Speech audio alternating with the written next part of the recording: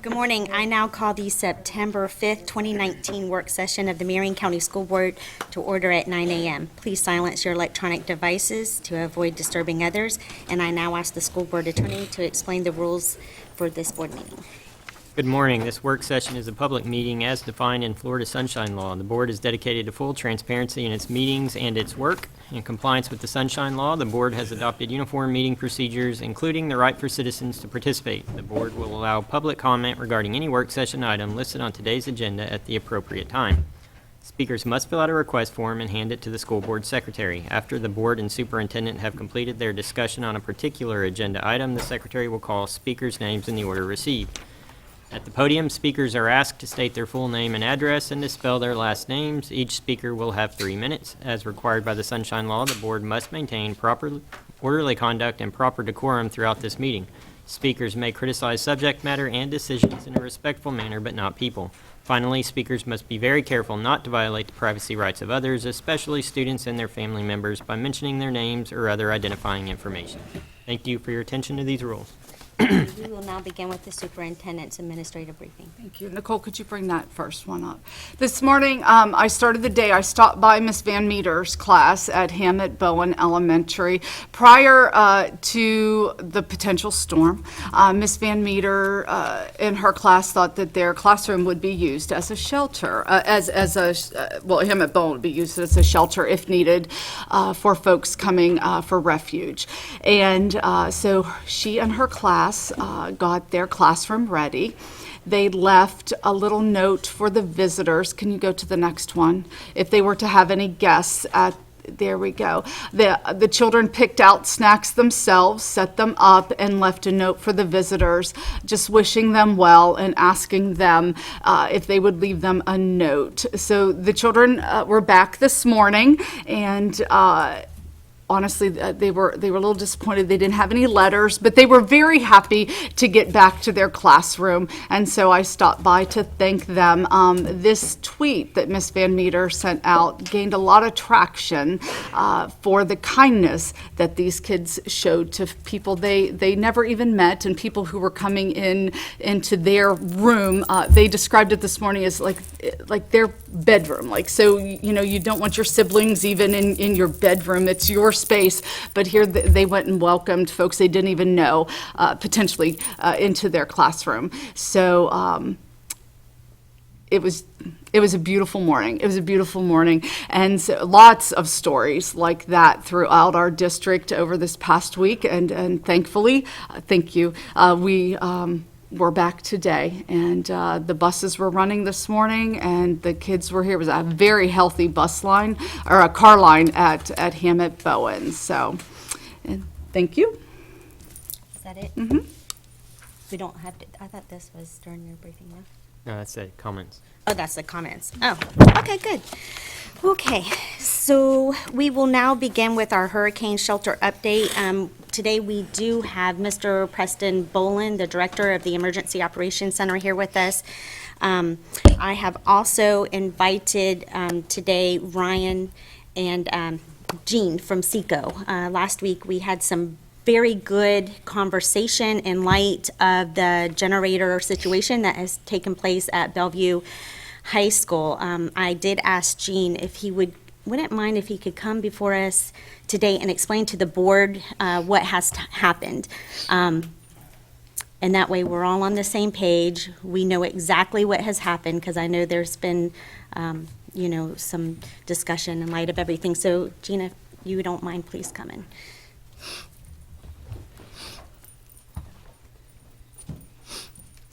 Okay, great. It works. Good morning, everybody. My name is Gene Kanikowski. I'm a CFO of SECO Energy. I'm not sure if you need my address, but I live in Claremont, Lake County. I'll provide you with a little bit of a background to the situation with the generator. As far as I know, I've been with SECO for almost 6 years. So the agreement between the school and the generator that SECO provides predates me. I had to get up to speed on the situation at the time when the generator situation developed, and I can tell you as much as I know and as much as I know today. The contract that was executed with the school was for the Bellevue Middle School and High School generator back in 1998. That's when a generator was purchased. The generator size is 1,850 kW. And that information is important because the size generator compared to the size of the load that is placed on generator is an important component of our conversation. At that time, the school load was such the generator was sufficient to meet all the requirements. Over time, the load from the school has grown. The generator stayed the same because the contract was executed back in 1998. SECO was operating under the premise that when the generator is running, providing power to the shelter, the additional load that was placed at the school would be turned off and shed, meaning the load of the school and a generator capacity will be matched.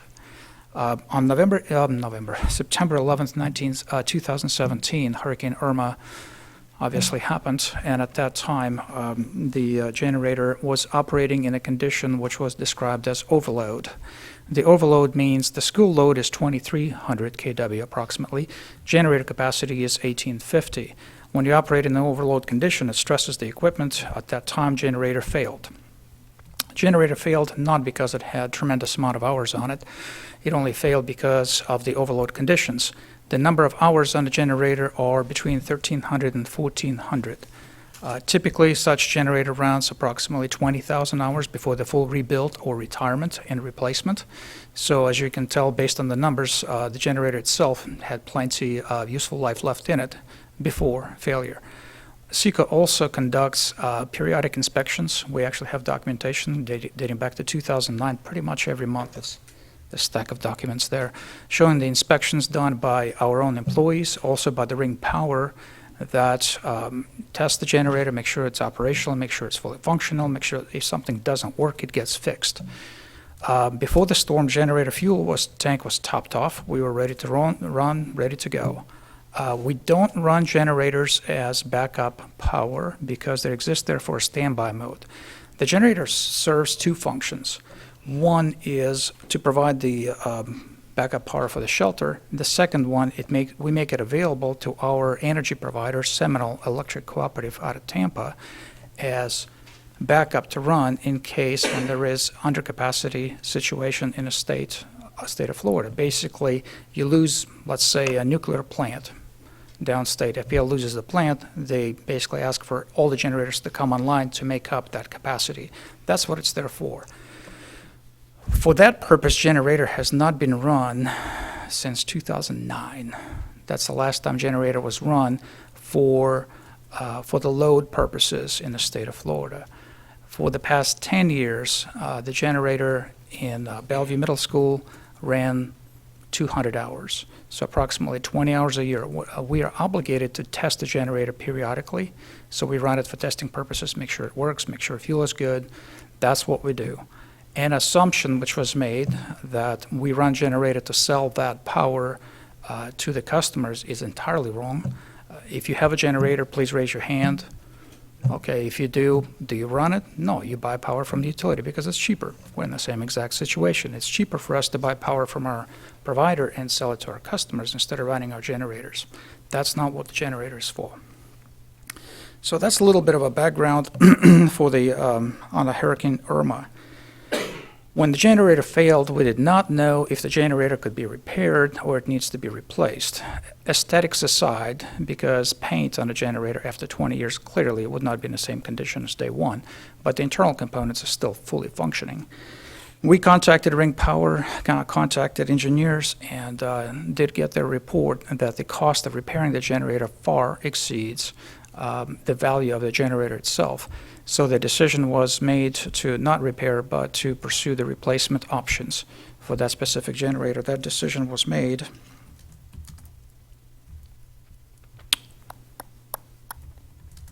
in October. We have dispatched the folks to test it, and decision was made around November, December of 2017 that the generator is not going to get replaced.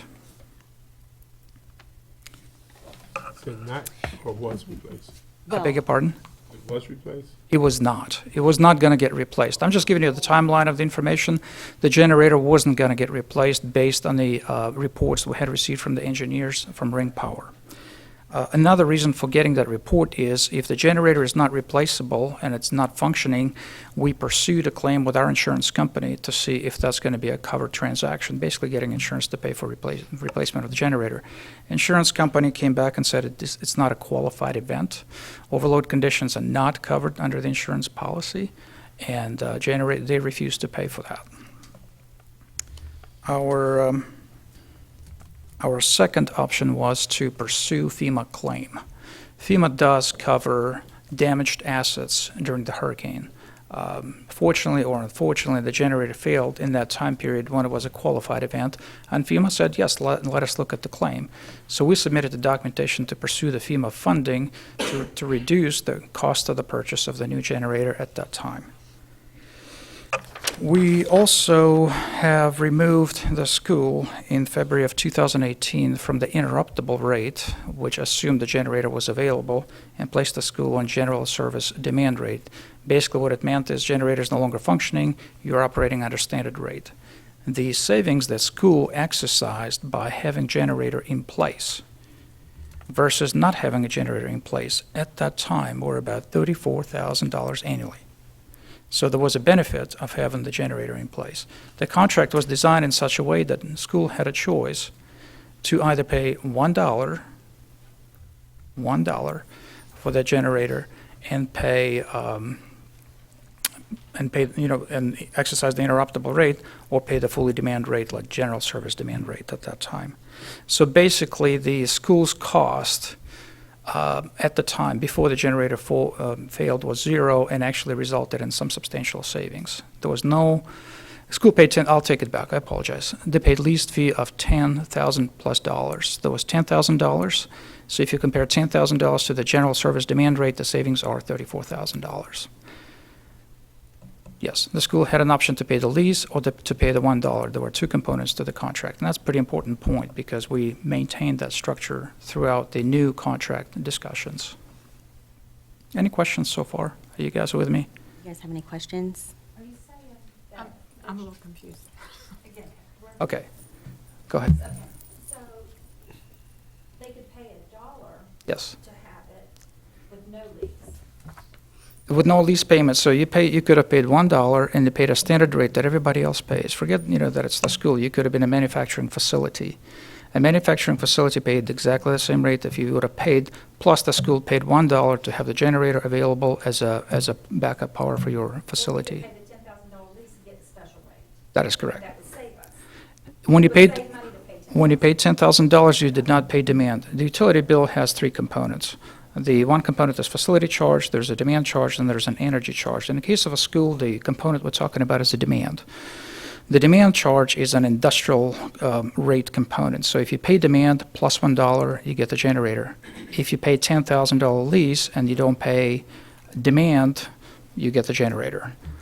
The savings between paying $10,000 and not having to pay the demand rate were $34,000 a year. Okay, we're...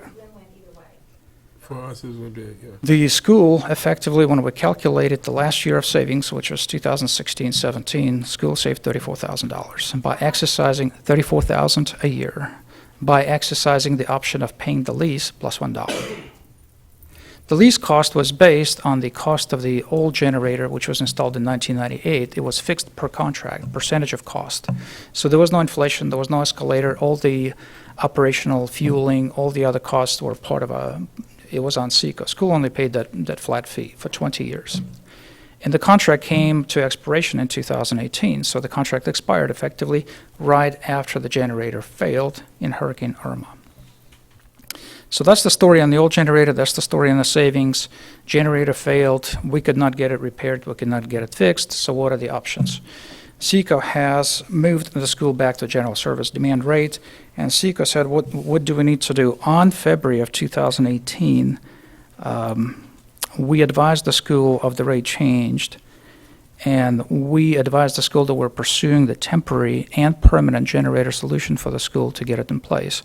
We recognized that we had, even though the contract was expiring, the old contract, we had an obligation to the school, and we maintained the same contractual posture as we did, and we actually rented a temporary generator And that grant, I believe, happened, I executed the requisition on March 13th of 2018. March 13th, 2018, I signed a requisition for Ring Power to provide a 2,000 kW capacity generator to support the school because we knew we were getting into the hurricane season. We knew, even though the contract is expired, we considered this in a holdover period, so we adhered to the term of the contract. Contract has a clause, if the equipment failed, SECO has an option to get out. We did not exercise that option. We actually continued our commitment to the school, and we went out there and we rented a generator from Ring Power. That cost was $20,000 a month.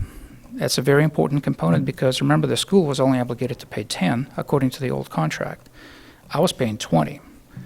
So we went back to charging the school a lease of $10,000 a month and no demand charge. And SECO was paying $10,000 out of their pocket to make up the difference every month we had the temporary generator in place. The thought process was we're going to get through buying the new generator, permanent generator, we're going to get through all the hurdles, and we're going to get the new contract, we're going to put the new generator, and we're going to live happily thereafter for the next 20 years.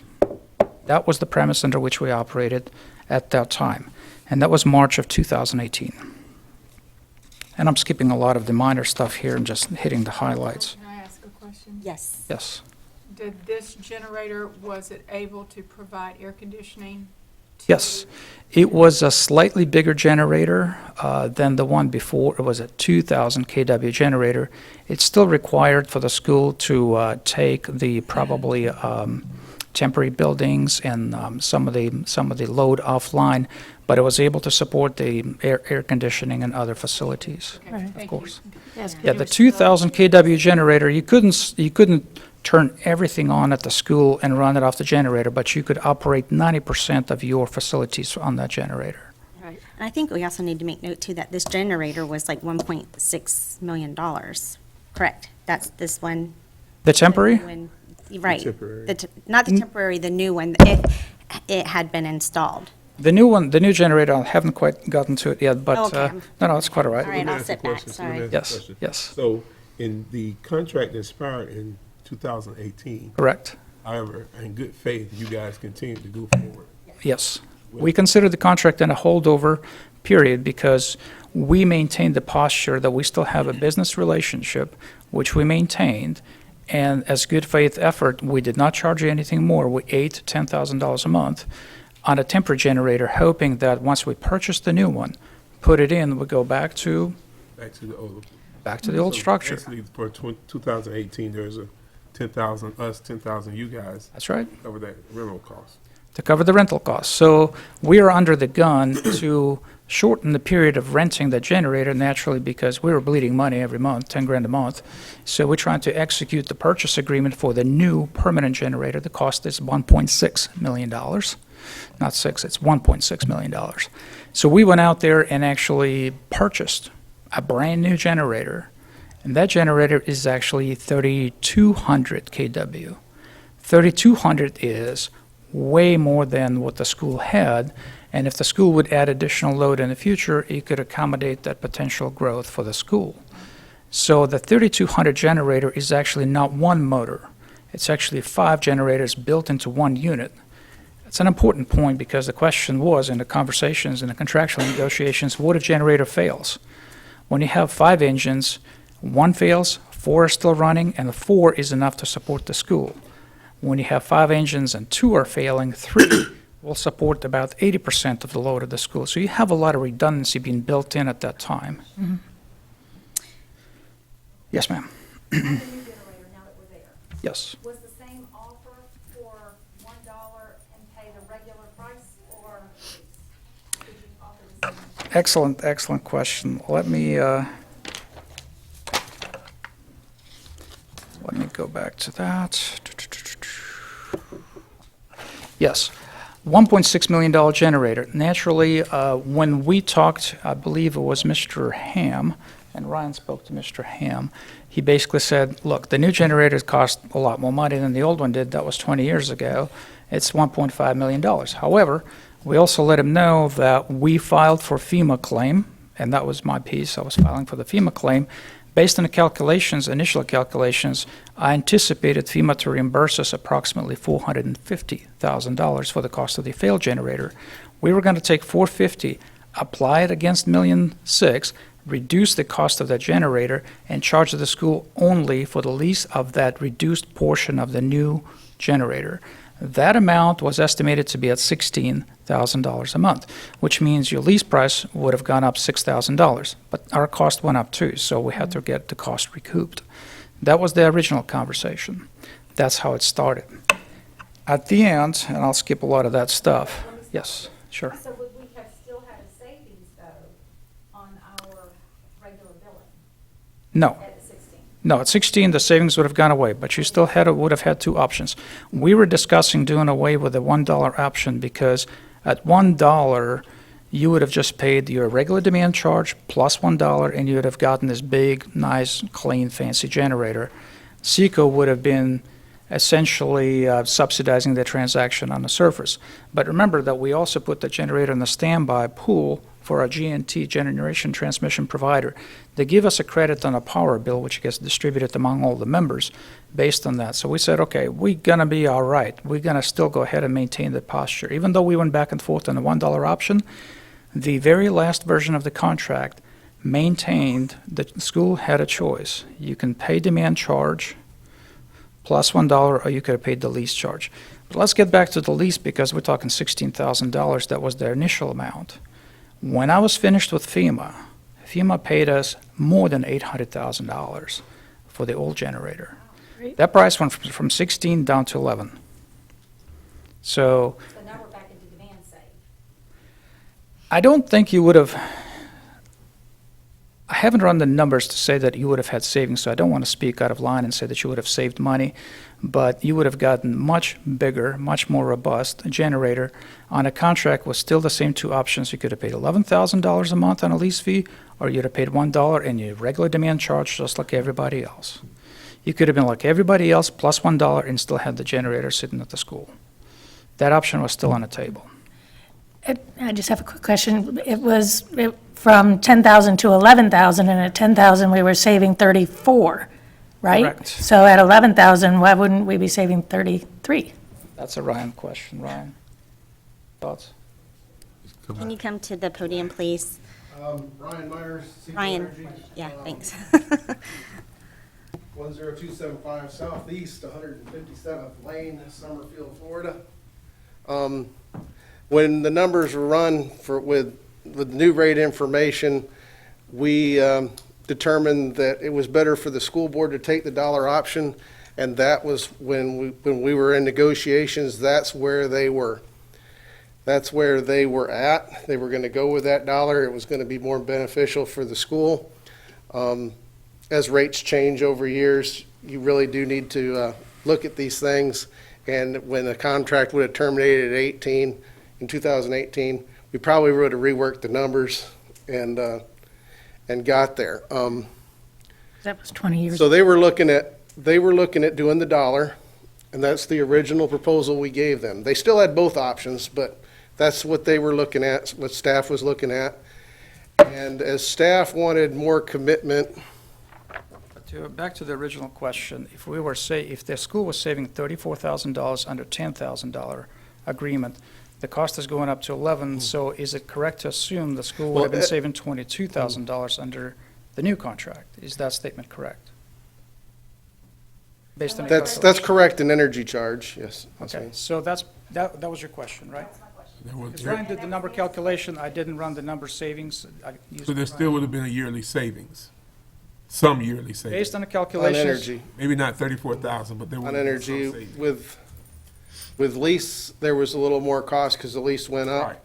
And in the total annual figures, it was beneficial, and I don't know what the number was, it was beneficial to come at the $1, and that's what they were pursuing. So what was the average demand charge? The $1 plus the demand charge, I mean, what was that average demand charge? That was, I want to say 60 or 70% of the monthly lease. I'm guessing. I don't really have the data. We didn't bring that particular bit of information, but if you're at all curious, I can probably get that for you. We can get it off the Well, I billing. think that paints the whole picture to have that figure. While I continue this, could you possibly text Tim and ask him that question pronto and just deliver that information? 5 minutes. We'll try to get that information ASAP. Just so I'm clear, so the $34,000 savings was actually based on rates of 20 years ago? That is correct. Okay. That was under the old contract. That's Right. what Ryan calculated, because the question was, Right, okay. because the question was, will the school save or not save under either option? And the school had an opportunity to obviously choose pay demand and $1 or not pay the demand charges, paying the $10,000. As demand fluctuates, the savings will fluctuate as well. So in the summertime, there is no demand because the school goes out of session, so that the savings are not there. But clearly, when the school is in session, that's when you're exercising the most savings. So you really have to look at a 12-month picture, not just any specific month. That's why I was just wondering what the average was. Yeah, and we can probably get you that information, Ryan. With utility rates have escalated over 20 years. There are changes in utility rates. Well, like everybody else, our costs go up. Nobody's cost goes down. That's the nature of the beast. But back to the permanent generator solution. Again, 1.6. FEMA paid us in excess of $800,000. We're talking, high $700,000 was the new number on which the lease would have been based, and the lease was $11,000 or $1 option. The new contract looked slightly different than the old contract because attorneys, they insert the new language. Our attorney wanted the 20-year term. The reason for 20 years is when I was buying the new generator, I had to take the loan. When I take the loan, it's not a 10-year loan. It's a 30-year loan, actually. And so we're trying to make that contract as long as possible. School came back and said, we cannot, we only sign 10-year agreements. Okay. We agreed to sign a 10-year agreement, not a problem. We thought we're good. Another revision to the contract was termination for equipment failure. SECO had the right under the old contract to terminate unilaterally. School said, well, you can't do that. We have to have a say in the matter, or you have to provide the generator regardless of what happens. Well, in the business world, here's the generator that I bought for 1.6. FEMA paid $800,000 of that plus, and if that fails, I have to go and spend another $1.5 million to buy a new replacement generator and charge you still the same $11,000. That can't happen. So we agreed to not the unilateral termination, but to the mutual consensual termination under the equipment failure clause. Okay. And school still wanted the unlimited warranties. So no matter what happened, no matter what the damages were, no matter the circumstances, SECO would have been responsible for any and all unlimited damages resulting from the operation of the generator. If you're getting $1 a month, how much liability do you want to assume? As a company, as a business, I could not put our company on the hook for that. So we said we're going to provide limited liability. Here's the limitation to our liability. It's no different than the old contract. That was not sufficient. So we went back through several different iterations of the contract, and the most important part, I guess, of the conversation is that the negotiation started on August 15th, 2018. The letter of intent, our letter of intent to execute the new permanent contract solution, and a copy of the draft was sent to Mr. Robert Knight, I believe. And on August, that's when we started. Negotiations continued all the way through November. On November, when we received no letter of intent, we had received no information that this matter is going in front of the board, we had to put a stop to the construction. The contractor was ready to pour the pad within 5 days, and we had to say timeout. We have a 1.5 million generator we bought sitting at the substation ready to be installed. The contractor's starting to get ready for the pouring of the cement and the pad. We don't have the contract. We don't have an agreement. We have nothing. So we are making a $1.6 million investment on a basis of nothing. And so we said timeout, full stop, we can't do that. We had notified the school on November of 2018 that the work had stopped until the contract is finalized. Once the contract would have been finalized, we would have continued as planned. We were told that this matter is going to go in front of the board in December. It did not happen. That it's going to go in front of the board in January. It did not happen. We verified on January 14th that Seco Energy's proposal is not on any board agenda for the school. And at that point, we have decided to send the notice of termination. The notice of termination basically said, unless within 30 days we finalize negotiations on our contract, we will have to pull out. We will terminate the terms of the contract because, remember the $10,000 the Seco was paying, we lost $80,000 by that time. $80,000 was paid out of the company's pockets.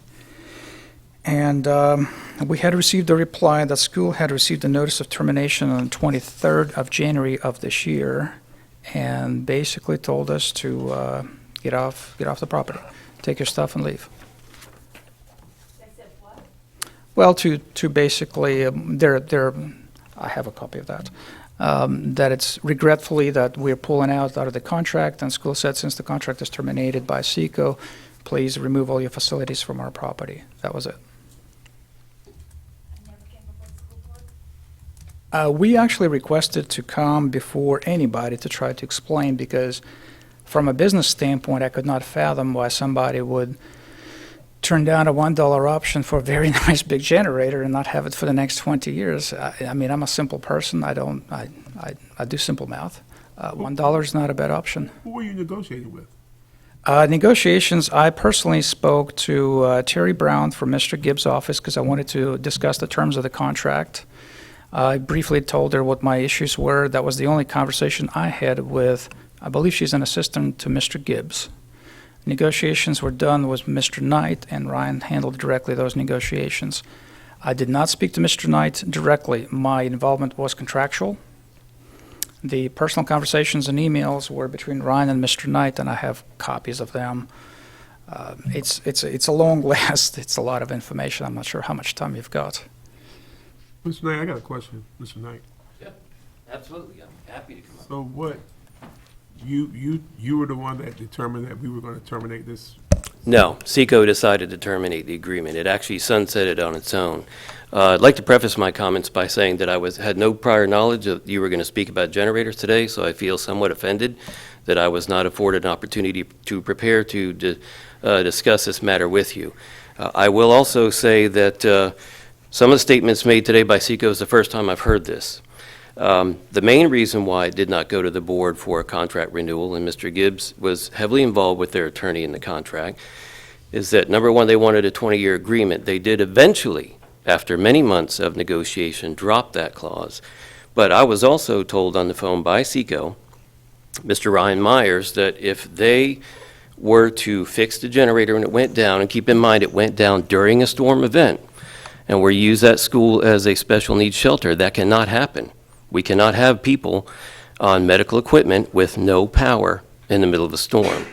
The board would have been liable for what happens, and we told them that can never happen again. So I was told on the phone that if Seco is to take responsibility for the generator's failure, and keep in mind it is their generator, not the school system's, that they would expect us to pay for the cost of the generator. That was $1.5 million. If we had $1.5 million, we would have built our own generator. So there's a lot of details that are not being flushed and shared in this matter. The contract negotiation is not about savings. It was about the liability. And again, Mr. Gibbs can share with you his concerns he had about taking it to the board with that kind of liability. And I echo that concern. I would never want to see the school system in a situation where they have a generator they do not control and do not own, and if it fails, it is the board who's responsible, even though they have no control over the use of the generator. Additionally, that contract called for a load demand situation. When I asked what that was, what I was told on the phone is that, well, that's simple. The power company elects the right to put the school system under generator power, not for emergency use, for their use, so that they can save on buying power from their provider and selling it to us, which is a business decision. It is a business venture. That generator was not put there strictly because we have a shelter. Bellevue High was not even designed as a shelter when it was built in 1994. This same situation exists at Westport High School. And this power company and other power companies have that sort of agreement with other school districts. Increasingly, those options are going away as school districts realize the liability they take on of putting a generator that they cannot control. So SECO maintains the generator, but if it fails, they can walk away. That's essentially what had happened in 2017. In good faith, I agree, they did put temporary generators there to get us through the 2018 season. And the reason why there's no contract in place for the 2019 season is because they would not remove the clause that says, A, they can walk away if the generator fails, and they are not responsible for its failure regardless of the reason why it failed, which means that you all would have liability, and that would absolutely affect our use of that school as a shelter. And B, the terms were we needed 12-month notice to tell SECO that we wanted to terminate the agreement, and they only needed 30 days notice to tell us that they wanted to terminate the agreement. But the bigger issue was the liability of they could decide not to fix it, which is what happened in 2017, regardless of the reason why they decided not to fix it. And then realizing it's a business decision, we were left without a generator at the school until they put temporary generators in. But again, they were temporary. They bought a generator on their own without a contract and eventually had to sell that generator or do something else with it. Yes. Before we say anything, and I know this is, I'm not even sure, but I am offended at this moment. And I'm going to tell you, Mr. Knight, why I'm offended. Yes, please do. I'm offended because this board approved an emergency manual in June showing that Bellevue High was a special needs shelter. And until probably just the last few weeks, we were not aware that the manual that we approved, that there was no generator. And talk about liability is when a hurricane with the force of Dorian coming at us, and we're just finding this information out. Our Emergency Operations Center Director is just finding this information. No, that's not true.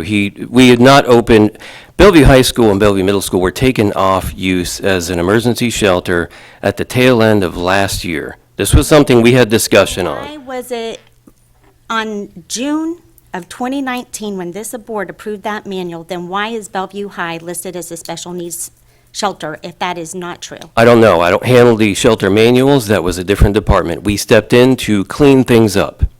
Well, okay. So, Ms. Stacy, what was your question? My question is this. Even if we own the generator, it could go out of commission and we would be liable. So we would be $1.5 million in the hole, plus we would be liable. So at least with SECO, we wouldn't be $1.5 million in the hole because we're just paying $1 a year. And so we would be liable. So in your scenario, if our generator failed, we would be liable and out $1.5 million. If their generator failed, we wouldn't be out $1.5 million, but we might be liable. So liability is going to be on either side, whether we own the generator or somebody else owns the generator. The only thing is we're $1.5 million ahead if we didn't have to buy it ourselves and own it ourselves and maintain it. I can't imagine how costly monthly maintenance on $1.5 million generator must be that SECO was taking care of. I would think, as a previous, now retired business person myself, that the maintenance on that generator, SECO is much more inclined to have the expertise to maintain a generator than for us to go out and hire some engineering company or somebody to come in and maintain and run our cost up on it. If I'm in this business and somebody will give my business $1.5 million item that they maintain, they take care of. Provides air conditioning? Because that the takes new care ones of my don't. situation, okay, so it sadly fails. But then, looks like SECO brought in generators the last time this happened, when it failed. But I would think it would almost be cost prohibitive in this day and time for us to own our own $1.5 million generator and pay probably $50,000 a year just to maintain the animal. Well, we do maintain our own generators. We have staff in the electrical department that maintains every generator the school system has. I would, Look at the Seco electricians and their access to a level of electricians that's probably a lot different than our situation. Especially something of this magnitude. So our electricians' maintenance on it could have caused it to fail also. I mean, it could fail, we would still be liable.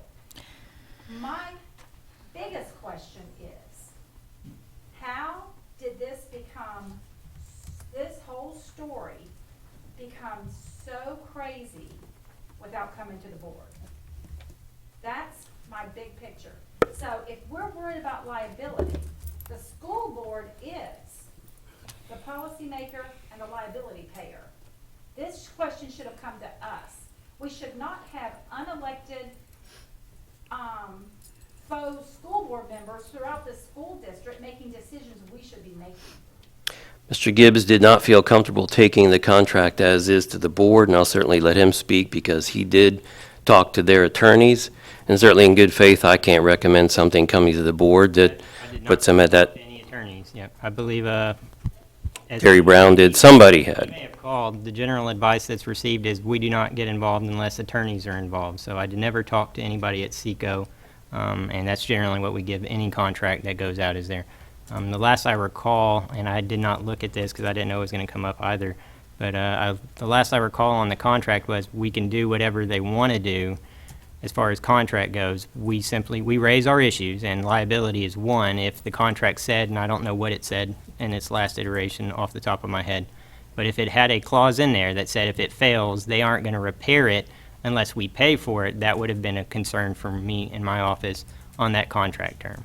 Whether it comes to the board is up to whoever's handling that contract. We don't usually bring, hey, we're considering this contract, do you guys want us to proceed with that? You guys would just be sitting here until 12 o'clock every board meeting trying to determine what contracts you want to proceed negotiations with or not. Usually they come to the board after they're finalized. In this case, there was no final contract to come to the board, so the procedure would be it just didn't materialize from staff's perspective. Although an update would have been helpful because the clock was ticking. There was a very long time, and, sadly, we seem to be experiencing more and more severe weather. So when things were starting to become so murky and mucky, it would have been a good idea to come before us in a work session to say, hey, Houston, we've got a problem.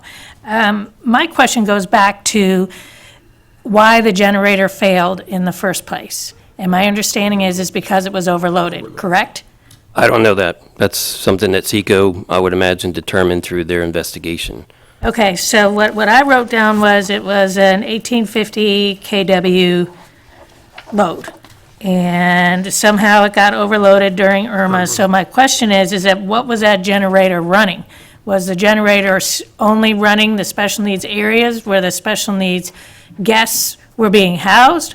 Or was that generator being made to run a lot more operations in that building? And if so, who makes that decision ahead of time to say when there is a hurricane, because it only is going to run 1850 kW, here's what it's going to run, and everything else will shut down? Tell me about that. Well, the agreement predates me as well, and we've not been in this position Facilities Department doesn't manage generators. There's a different department. This agreement was different. That's Technical Services, by the way, that manages our generators.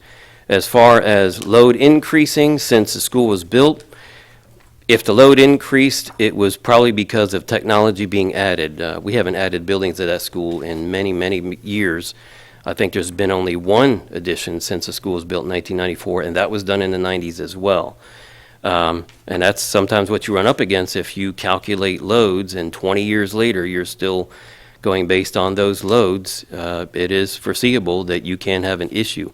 I'll let Seco speak as to what they found as to the particular problems of the generator, but what we do know is that it failed during a storm, and for whatever reason it failed, it was not going to be repaired. It wasn't cost effective.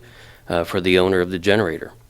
So as far as being able to tell you what it fed, our understanding is that generator fed everything in the school, the air conditioning and everything else, and perhaps it wasn't sized appropriately in the beginning. I don't know. I wasn't here in 1998, so Who determines that? Who determines what it's going to feed? Well, if you purchase a generator with the intent of providing everything in the school with power, you do a load calculation on the school, on its load that it requires, and you size the generator for that, you plug it in, and away you go. So there's not really anybody that decides. Periodic reassessment of, is this generator still capable of maintaining this type of load? Probably something that should be in the contract, never was to begin with. Ms. Keene, can I make a suggestion? I too am concerned that this got to this point that before the board knew, and this is pretty important issue because we do shelter, and because it was one of our special needs shelters, and although air conditioning is not required, it's for your special need shelters, it's pretty much a must in Florida. Is there a possibility, Mr. Gibbs, that we could sit down at the table with SECO to begin to have these conversations over again in a timely manner, where maybe there is a board representation on there? SECO's been a good business partner for years, and I don't want to see this partnership end like this, in what I consider not a hostile situation, but I believe very strongly in collaboration and seeing how we can work together to see if this is a fit with people sitting around the table and not on telephones, because that doesn't get it done, to see can we come to some type of an agreement, and if not, then we shake hands across the table and say thank you. But I don't like this. Somebody called here, somebody called here. Why don't we sit down and try to figure this out to see if this is the best fit for us or if going in another direction, but truly having those conversations, not on a telephone, but face to face. What are our needs? What can you offer? How do we come to consensus on this? To me, because we could sit here all day and discuss this issue and come to no resolution. So I think the best thing to do is it possible, Mr. Gibbs, to sit around the table and have this discussion about this very important issue? You can certainly have our direct that, hey, we want to reconsider the generator situation at the schools and sit down and designate a board member. If more than one want to participate, it would have to be held out I in the don't think we public. need more than one. Here's the issue, and I believe Jean can help with this if you want to speak on this behalf. That generator is gone. But what is extremely important, and what we do need to decide right now and make it clear, is that the generator at Westport High School that supplies air conditioning for their special needs students is to go nowhere. Are we in the Without- same situation with that at Westport? I think there was discussion to remove it. Jean, go ahead, I'm So sorry. let me address one point at a time. First of all, I just wanted to reiterate low demand component of the contract that Mr. Knight referenced. That was revised in a version number 2. We had removed that clause. The school usually goes below 1,000 kW in the summertime because school goes out of session. The old contract had that language where it said if for 3 consecutive months your demand drops below 1,000 kW, we have a right to terminate the interruptible rates, contract. We had agreed to remove that clause and only say for, natural cause reasons, force majeure, if that happens, that's basically an exclusion. So that point went away. On the issue of liability, I do wish to ask this board, for $1 a month, how much liability do you wish to assume? And the liability, to your point, was there before under the old contract. It would remain under the new contract as well. Generator failure, the clause was described. There are 2 termination clauses in the contract. One is for convenience, and there's one for equipment failure. For convenience, it's a 12-month clause. It's reciprocal. Both parties have ability to do that and terminate the contract. Equipment failure, that is correct. It's a 30-day termination clause. I have to ask you, when did we send that termination notice to the school? After the negotiations completely failed, we already bought the generator and had no place to put it. The IRMA came through on September 11, 2017. We did not terminate this contract in October of 17. We terminated this contract on January of 2019, only because we could not get a contract from the school. 2004, hurricanes, generator ran. You had hurricanes, generator was running. Overload, non-overload, I don't know. I'm a finance guy, I'm not an engineer. Was it sized correctly originally? Was it not? Neither one of us were there. I don't know. But that's not the point. The point is SECO fulfilled their obligation above and beyond the contractual terms. We've done everything we could to facilitate the transfer from the old contract to the new. The point on the generator in January, once we terminated the contract, we have a 3,200 kW generator with no place to put it. We offered it to Waterman Hospital. It wasn't big enough. We looked around other shelters. It was not sized correctly for them. We bought that generator for Bellevue Middle High School. We bought it for one and one customer only. It was a custom-built job.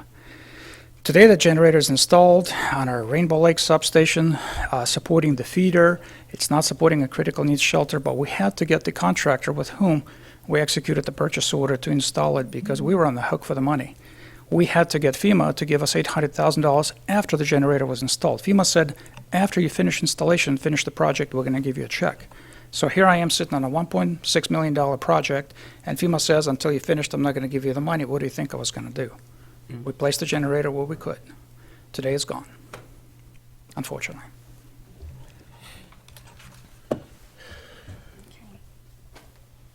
I think with this, I think it kind of left the district in a peculiar situation with this generator, with this contract not being negotiated. I think we kind of got left hanging out there, and I'm not sure how that happened. Not either.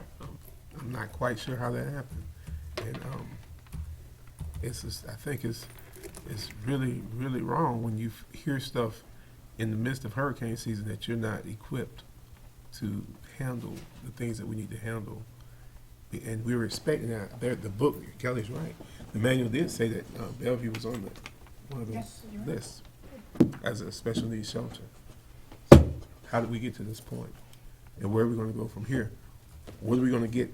Where are we going to move from today to resolve this? Because we still have the issue of being having special needs shelters, and we're in the midst of hurricane season. Mm-hmm. This past weekend just showed it. So what are we going to do now, Mr. Knight? Well, Westport is another special needs shelter. There is a grant that the district applied for in the fall last year and obtained. It's called a Restart Grant. This board approved accepting or applying for that grant. That grant was to put us back before the 2017 storms. And so terms of that grant, and I will tell you that I'm not the grant writer, but what that grant gives us is the capability of installing 3 generators, which are already purchased, one for Bellevue High School, one for Bellevue Middle School, and the other one, I believe, is Westport High School. Now, Westport High School already has a generator, but that's how the grant is set up. 2 of the 3 generators are here in town. We're hoping to bring a price to the school board for installation of a generator at those 2 schools. It will not be as big as the one that SECO had because we do not have $1.5 million in the budget to do it. Does it But- provide air condition? No, it does not provide cooling. It provides all of the required items for a shelter, and air conditioning is not something you're going to provide unless you get something big enough or buy additional generators to run just the cooling side because of the way the schools are built. So if we have the generator at Westport, that's working, correct? Mm-hmm. And it's working well, correct? Yes, We as far have as we know. those generators. If we put those generators at Bellevue High School, would we be able to turn the air conditioning on? If we put all 3, yes. Now, I'm still trying to clarify, but I believe that the terms of the grant are that they have to go to Bellevue High, Bellevue Middle, and Westport High School, which means that if I understand the grant people correctly, we cannot put all 3 at one school, Or we which can't would be the best thing for us. out of Westport High School. We have to have air conditioning at a special. No, we're not, I'm not talking about the SECO generator, I'm talking about the 3 new ones. We would prefer to put them all at one school, Bellevue High School, if that's the school we decide to use, or Bellevue Middle School. Well, the grant covered more than just generators. It covered training and lost time. It was almost $1 million. And the cut for generator needs was $587,000. and that covers the purchase of the generators, the design, and there's enough money left over to hopefully install all three. We're in pricing mode now, yes. Did you say that we already purchased 3 generators? Yes, we went to the board and purchased them under the Restart grant. I don't remember exactly when that was approved. It was before the summer, maybe right around the tail end of May. So we got the grant and then bought the generators? Yes. And the generators will have a couple $100,000 apiece? I think there were 140,000 apiece for each generator, yes. For you, for each generator? Yes, not including installation, that's just to buy them. And then you've got, Small generators. KVs or whatever y'all. they're 600 kilowatts each. That's less than half. Well, that's 1,800 kilowatts, so that's If we put them, if we can put them all at Bellevue High School. that's 50 less than the ones from 1998. What you would do in a situation like that is obviously you're not going to run every building all the time, but you're not going to use every building as a shelter anyway. So if the intent is to use generators as a shelter, and we do this at any school that has a generator, is you shut off the buildings you're not going to use. PE buildings that are out in the back 40, administration building because everybody's going to be in the cafeteria or the gymnasium, you light those buildings up. And that's typically how school shelters are designed and built, is just like Westport, the central core of that school is the hurricane shelter. So even though the generator may be big enough to run the entire school, you're going to be housed in certain buildings. And so when you come back to retrofit, you obviously turn on just those buildings, either automatically And that or circles you- me around to the question of previous, what was running during Irma? Was it just the areas where the guests were, or was it all It of the was- school well, grounds? Because just that's looking at important. Just looking at how it was wired originally, it appears that the entire school was wired to be run off the generator. And it's probably never going to be an issue unless you light everything up in the school, and then you could overtax the generator. In this case, that might have been the case. Unfortunately, I can't give you much there. I wasn't involved in anything till August last year. These generators that you've got now, and you put one, I guess especially when you're in more than gymnasium area, I don't know how we do that. But would you be able to at least air condition the gymnasium area with what you've got? Yeah, the generator is big enough. I think there are 5 buildings listed in the manual for Bellevue High School to be used as a shelter. And one generator is big enough to do 2 buildings. The issue is that the cooling runs the entire school, so you can't isolate just one building's worth of cooling. There is a way to do it through programming, and it would probably involve manually shutting off valves. But it would probably easily need 2 generators at that school, not just one. But my understanding of the grant is that the grant obligates us to put one here, one there, and one here. That- May I ask you something? Yeah. Do we still have, if we went to negotiations, would we still be able to go into $1 a year and back to paying the regular, higher? The generators go. If, Talking about. we're not quite in negotiations right now, but if your question is, can we get another generator for you? You have to consider it's going to take about $1.5 million, give or take, depending on the size of the generator.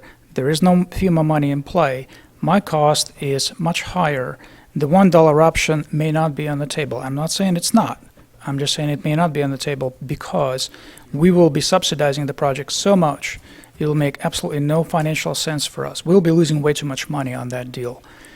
We were, at $11,000, nobody was losing money. SECO was not making money either. The SECO is a nonprofit 501c12 corporation. We're a cooperative energy company. We're not FPL, we're not Duke. We're not there to make money.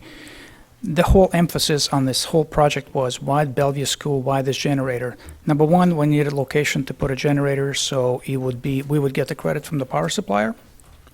Number two is, we're doing something good for the community because we're a community-based company. We operate predominantly in the 4 counties. We're not in Miami, we're not in Xterra, we're not in North Carolina. We live in Sumter, Lake, Citrus, and Marion County. We live and breathe there. That's what we are. So we did it as a community service, if you may, and that kind of goes to the Westport. What happens to Westport if it fails tomorrow? I'll bend over backwards to make sure you have power at that location, but if you don't sign the contract for the new generator, again, and stick me with it, that's not going to be a good situation. That's the only thing that's going to make it come apart. The generator It depends if it's during the FEMA event. FEMA said if the generator would have failed one day before Irma or one day after Irma, FEMA would not have paid us a dime. You would be on the hook for 16 grand a month. The generator really accept those kind of times, except when you're testing it, correct? Correct. There's no need to use the generator for anything because otherwise it's only in a standby mode to So if it's sup. gonna fail, we're gonna find out during a hurricane, because we aren't really using it. Well, the failure is a descriptive word for many particular instances. If there's a fire, and the fire can happen at any time for any reason, electrical reasons perhaps. A different insurance kicks in. Yes, there's an insurance component to that. So the failure describes many different situations, but yes, to your point, is most of the time it happens when it's operating. But again, it goes to the point, why does it fail? And the engineering report that we had received from the independent party in this particular instance talks about the overload conditions. Whose responsibility is to make sure it's not overloaded? Contract is silent on that. You know, school said we want 1850, we delivered 1850 20 years ago. Is it correct today, size-wise? Apparently not, but SECO, it doesn't have that information. We don't control what the school does with their load. That would be That's- important in future negotiations.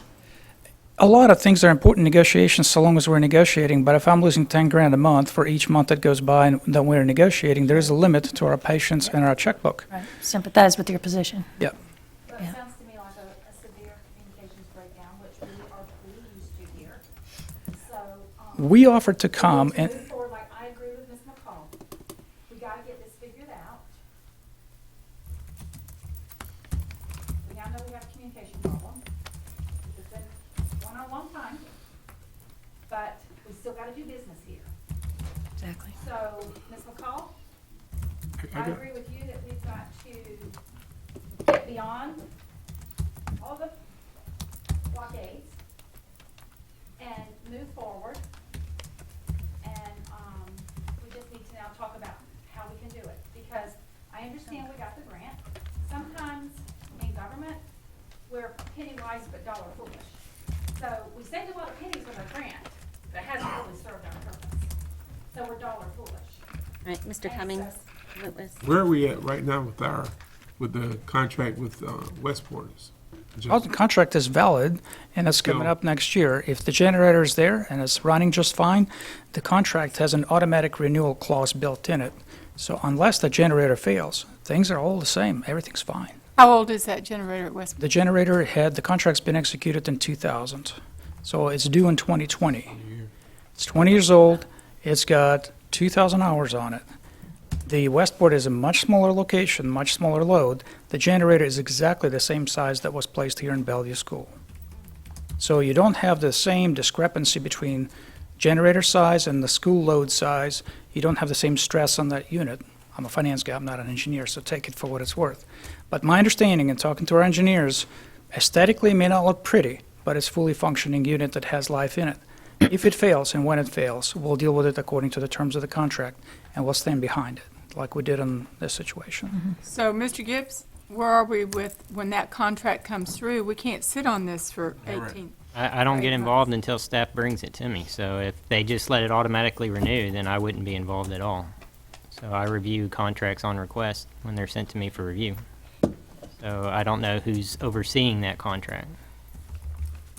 Mr. Knight, who's overseeing that contract? Well, I guess it's fallen in my lap now. It was being handled previously. I looked at the records and have not found any sort of renewal on Westport or Bellevue High School's contract. So I don't think certainly this board hasn't, and I don't think ever boards have actually approved any sort of renewal. So I would think the protocol would be for us to reach out to SECO or SECO to reach out to us and say there's a desire on our party to renew this contract, and then if it does come to us, we would take it to the board like, I would imagine like we do any other contract for construction, seeing that there's no other entity that oversees that now. I think we should initiate it. Yeah. You know, let's We need get to the be something to train do. back on the tracks here. And I think something too that we've kind of been dancing around it, and I think we just need to put it out there that even though it's recommended that air conditioning be for special needs guests, as a board, are we insisting that it's going to be available for special needs guests? I'm sure you know what my position is on that. And that is absolutely, yes, it is. Well, This is yes. Florida, this From is the- hot, this is humid. From We the need to health have air department, conditioning. They're saying we need, I think if we talk to Mark Lander at the Florida Health Department, that he would say it's almost a must that you have to have air conditioning for And special even, needs. and even with the governor last year, Governor Scott stated that even with these assisted livings, they need air conditioning during crisis situations. So I think having air conditioning is not, It's no longer Option. negotiable. Just look at the lawsuit that has happened out of the fact Correct. that that nursing home did not have air Correct. conditioning at the end of the day. Okay, well, let's look at today. Yesterday, Dorian was off our coast. Today, this is kind of poetic, it's kind of strange. Our heat, we have a heat advisory. The heat, and what it's going to feel like is between 101 and 110, and we don't have air conditioning in here today, right now. You know, it's just common sense. It didn't even take all this for me to realize that it's just common sense to do right by our citizens, who, by the way, do pay taxes for our schools. So when there's, So what are our next steps? What should we do moving forward? We can get the things started for Westport, saying that we'd like to move that forward, but what are we going to do about Bellevue? We cannot have our special needs shelters. They were prepared to have 500 to 600 at Westport at one time. That is unacceptable. We don't have We the need bathrooms. we need to split that up. So what do we do? I think there's some conversation too, maybe looking at other schools beside Bellevue at this point, maybe. Correct. But that does need, a decision needs to be made on what school is going to be the special needs shelter, what generators, what supplies do they need, what kind of retrofits need to be made, what kind of, wiring. These plan. decisions need to be made now. I mean, it should have already happened, but it hasn't. So we need to move, now that we all know, and moving forward, we need to rectify this. Press. And Mr. Gibbs, I think this emergency center issue kind of puts us in a little bit different box because we are expected to do this. And I think the board, like, we're taking a proactive stance. This is not just a normal contract. This is a state-required thing that we do so that Mr. Bowling will have a place to put citizens. So, I think it's a bigger conversation with the legislators on why just the public schools, why are they're not state colleges being used. I think that is a But bigger for today, conversation. But for we don't have today, access to we that. we need to make a decision to maybe, I don't know, Ms. King, do we need a hurricane committee to really sit down and look at this and where we are with it and what are our schools? Then why don't you put together with one board representative and let's form a hurricane committee to really look at where we are. I know it's a little late, we're right in the middle, but we need to be a little more proactive about this, and we need to keep this committee in place so that on an annual basis, we really can look and see what our needs are. What are our generators doing? What is the capacity? What's the new load, yeah. What's the new load? And we need to have those conversations and have it brought to the board on a regular basis. So, Ms. King, I would suggest appointing a committee right now to get started, right now to begin looking at these issues. Where are we going to have another special needs shelter other than Westport? Because Westport, if we had the storm we thought we were going to have, we would have been over capacity and they would have opened up special needs at Forest, was what their plans were. Right. So whatever we need to do, we need to be all on the same page with this and make good, proactive decisions. and Mr. Preston. Gibbs, you could advertise it today, and we'd have it put together in 10 days, they could meet, right? And, well, if there's only one board meeting, you don't have to. Right. So, I mean, if you're only appointing a representative, Even if it's a school board advisory committee, Just one. they're not really advising, they're just looking into what we're doing to discuss, and they can come back and report to the board. They're not making any recommendations or anything. So Preston, right now, we only have one special needs shelter up with the generator that can accommodate. Preston Bowl, Emergency Management Director, Marion County Sheriff's Office, 692 Northwest 30th Avenue. Mr. Cummins, if I can just kind of address a few things that Mr. Knight had mentioned, and then before going into, I guess my next portion is the presentation. Since we're talking about the generator, let's start from the beginning, when this generator was being discussed. As Mr. Knight said this, and Mr. Jean was talking about, this generator was being discussed in August of 2018. I had, and again, I've been accused by school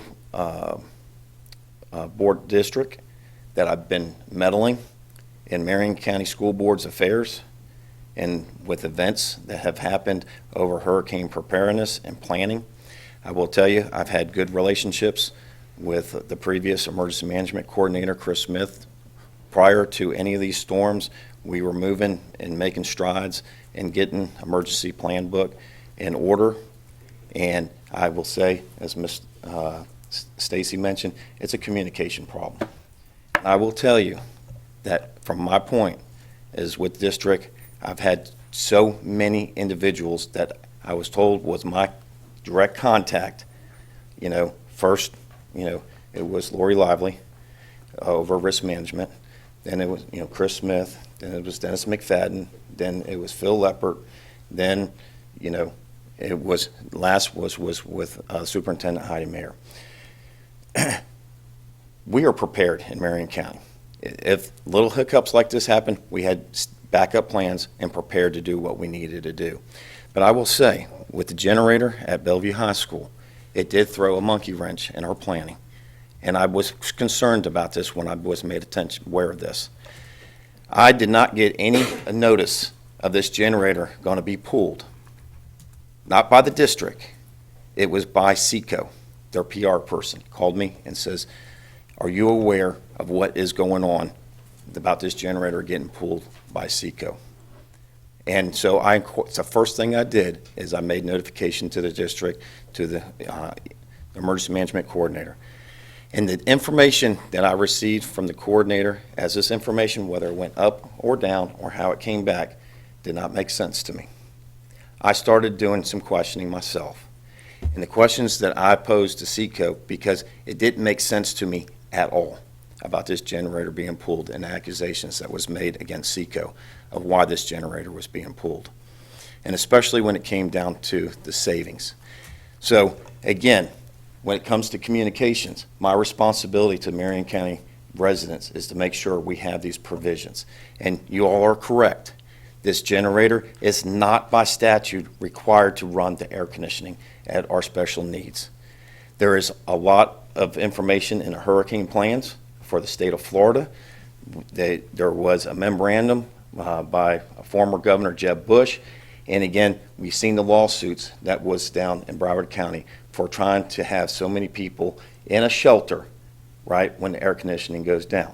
Now, I will preface, there is not any one of you in here that would sign an agreement that says you're responsible if a generator breaks. A generator is mechanical. Anything could happen. It could have no hours on it. But that is something that during a disaster, this was in good faith. We're putting this together, and anything can happen. The building could collapse. Anything could happen. But we are doing things and putting steps in place for the betterment and protection of our residents. Now, I will say this too, is this was a good lessons learned as well. That storm Dorian sat on the Bahamas for over 40 hours, and it had effects for several days. Now, I just want us to think about is when we're putting these individuals, these special needs clients that have COPD, CHF, that have medical conditions, need electricity for several days at a period of time that could happen, and with no air conditioning.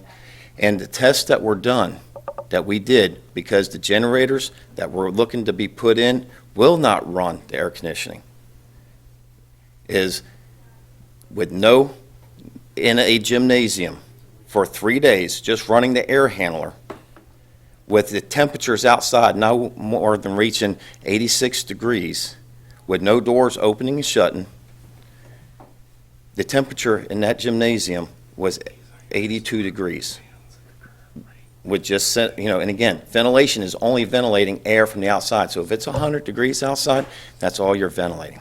Okay, so. That's minus bodies. That's minus bodies. Okay, so now let's go back to the generator at Bellevue High School. Once I was made notification that this was happening, Plan B was already going into effect. And when Mr. Knight says that Bellevue High School, back prior to that previous year was not going to be used. I had no knowledge of this was going on until we found out the generator was going to be removed from Bellevue High School. Now, the next thing that I want to understand is that then at that point there, I was told that the school district was purchasing a generator to put back in at Bellevue High School. Now, my assumption would be, if it's already engineered for this size generator and to do the capabilities that it was, that you would replace it back with the same size generator. This was not relayed to me until months later, and again, that communication block of getting information back and forth was not happening, okay? So then, when I found out that that generator was not, that was purchased of those 3 generators, I started asking other questions. Can these, 3 generators, can we hook them in series? That was discussed earlier here today. I was told no, those 3 generators could not work in series to be able to generate enough power to get the capabilities that we needed for air conditioning. So, one of the biggest things that for today, what was my concern, because I have emails back and forth, and there was, every one of you have gotten those emails, there was some contradiction of whether, in the conversations I had with the superintendent, with Mr. Leppert, with Mr. Knight, was I needed confirmation to know that that generator at Westport High School was not going to leave, because that air conditioning is crucial. As we've seen, we have over 600 special needs residents in Marion County. Could we make it happen? Yes, we could. Is it ideal? No, it's not. The generator coming out of Bellevue was crucial to Marion County residents, okay? And again, having all our eggs in one basket, we had to scramble for secondary plans, okay? Now, when I first heard about this, and again, SECO came to me and says, is there any way that you can intervene or get the groups to talk? And there was no, from the district, there was no needs. It was done. We're done. We're not discussing it no more. Okay? So again, those were plans that we went to looking at other options. Now, will I say that Bellevue High School, is it ideal for special needs? No, it's not. We like to open gymnasiums. We like to have better, a visualization, but again, that key component is the air conditioning, for us. We looked at other options, and as we discussed in previous workshops, is, a Mike Fasano building, or we even talked about Forest High School, okay? Forest High School cannot be made a special needs at this time because it doesn't have the air conditioning capabilities, for that. So it was a backup. It wasn't ideal, but we were going to have to bring in a lot of portable air conditionings, fans, extra generators, and all so forth. And again, a logistics portion of that as well. So that's kind of the one thing, when it comes to generators. Now, one of the other thing is, so when I was told that these generators, all right, so was coming in place, so my first thought was, when are these generators going to be put in place? I was told by May 1st, then May 1st didn't come, then June came, then July came, and even when it got up to June, I said, we still got time because it's still early in the season. Then the next thing I had, well, we haven't even got engineering done for these. And again, you just can't take from a big generator and then, say we're going to put a smaller generator in there. There's still engineering and costs that are associated to make sure it feeds that. And as of today, as I stand here today, where are we with these generators? I can't even use Bellevue High School right now as a, general population to be able to run the minimum requirements for a shelter. Okay? So, Mr. Bullen, what you're saying is you need answers. You need to know what we actually have and do not have as of today. Well, Well, I say again, let's immediately put this Hurricane Preparedness Committee together with Mr. Boland being a part of that, get the people from the district that need to be there, have school board representatives there. Let's immediately get this done. Right. And Let's we have those are- conversations, because we are- can't solve it here today We're not solving without it. the knowledge. Right, but what I think is important right now is that he gives us this background knowledge so that we are all on the same page. Because if not, you just get the little bit I may come in and say, you might get what Dr. Mayer or Knight says, and they're not matching up. Right here is good background information, and then we can move forward. That's important for us to know where It's we're at. important because if you don't have the right information, Ms. McCall, you're destined to repeat I don't all your same disagree with errors. that. I don't You're disagree. with destined to that. repeat it if you don't know what I happened. can only, at this point here, when I ask if this information is coming to the board, and I'm being told yes, that's all I can take, you know, and it's kind of like the same thing with conversations about looking to the future, which we already looking and planning, because we know our special needs are going to get more increase, or, you know, planning for the future for increase in population for Marion County, is this is the reason why it's important, you know, in the early parts of the year to have conversations to find out about building projects with the school district, you know, futuristic, you know, so we can do planning for this. And one of the things that is the board has discussed today, I think it's very imperative that there be a board member, have an emergency management board, you know, that has part of facilities that the board also sits on too, because that's where the information, you know, I feel will get to the board and how our planning is and concerns that we have going forward for our community. So the plan that I have that was sent to me just Friday, that was sent to me by the superintendent, and again, it's still a draft. I have not had time. I looked in this portion of it just to know that for the safety of our school staff, that's staffing these schools, is making sure we had contact information, schedules, and so forth. But as for with some of the miscommunication that has happened is, in some of the emails where the information didn't make sense, is taking the time out, starting this week, getting cleared up from this storm, is sitting down with the state, with our shelter partners from the state, and reviewing what we have, what makes sense, what doesn't make sense. And again, you know, some of the shelters that were put in were many years ago, that's all we had. But going forward, you know, there could be better options. Did I hear you say you just got the plan Friday? In a draft form, yes. And this is what I'm hearing. I'm hearing that the plan was going through 4 or 5 different people's hand, or you were communicating with 4 or 5 different people Yes, sir. concerning the plan.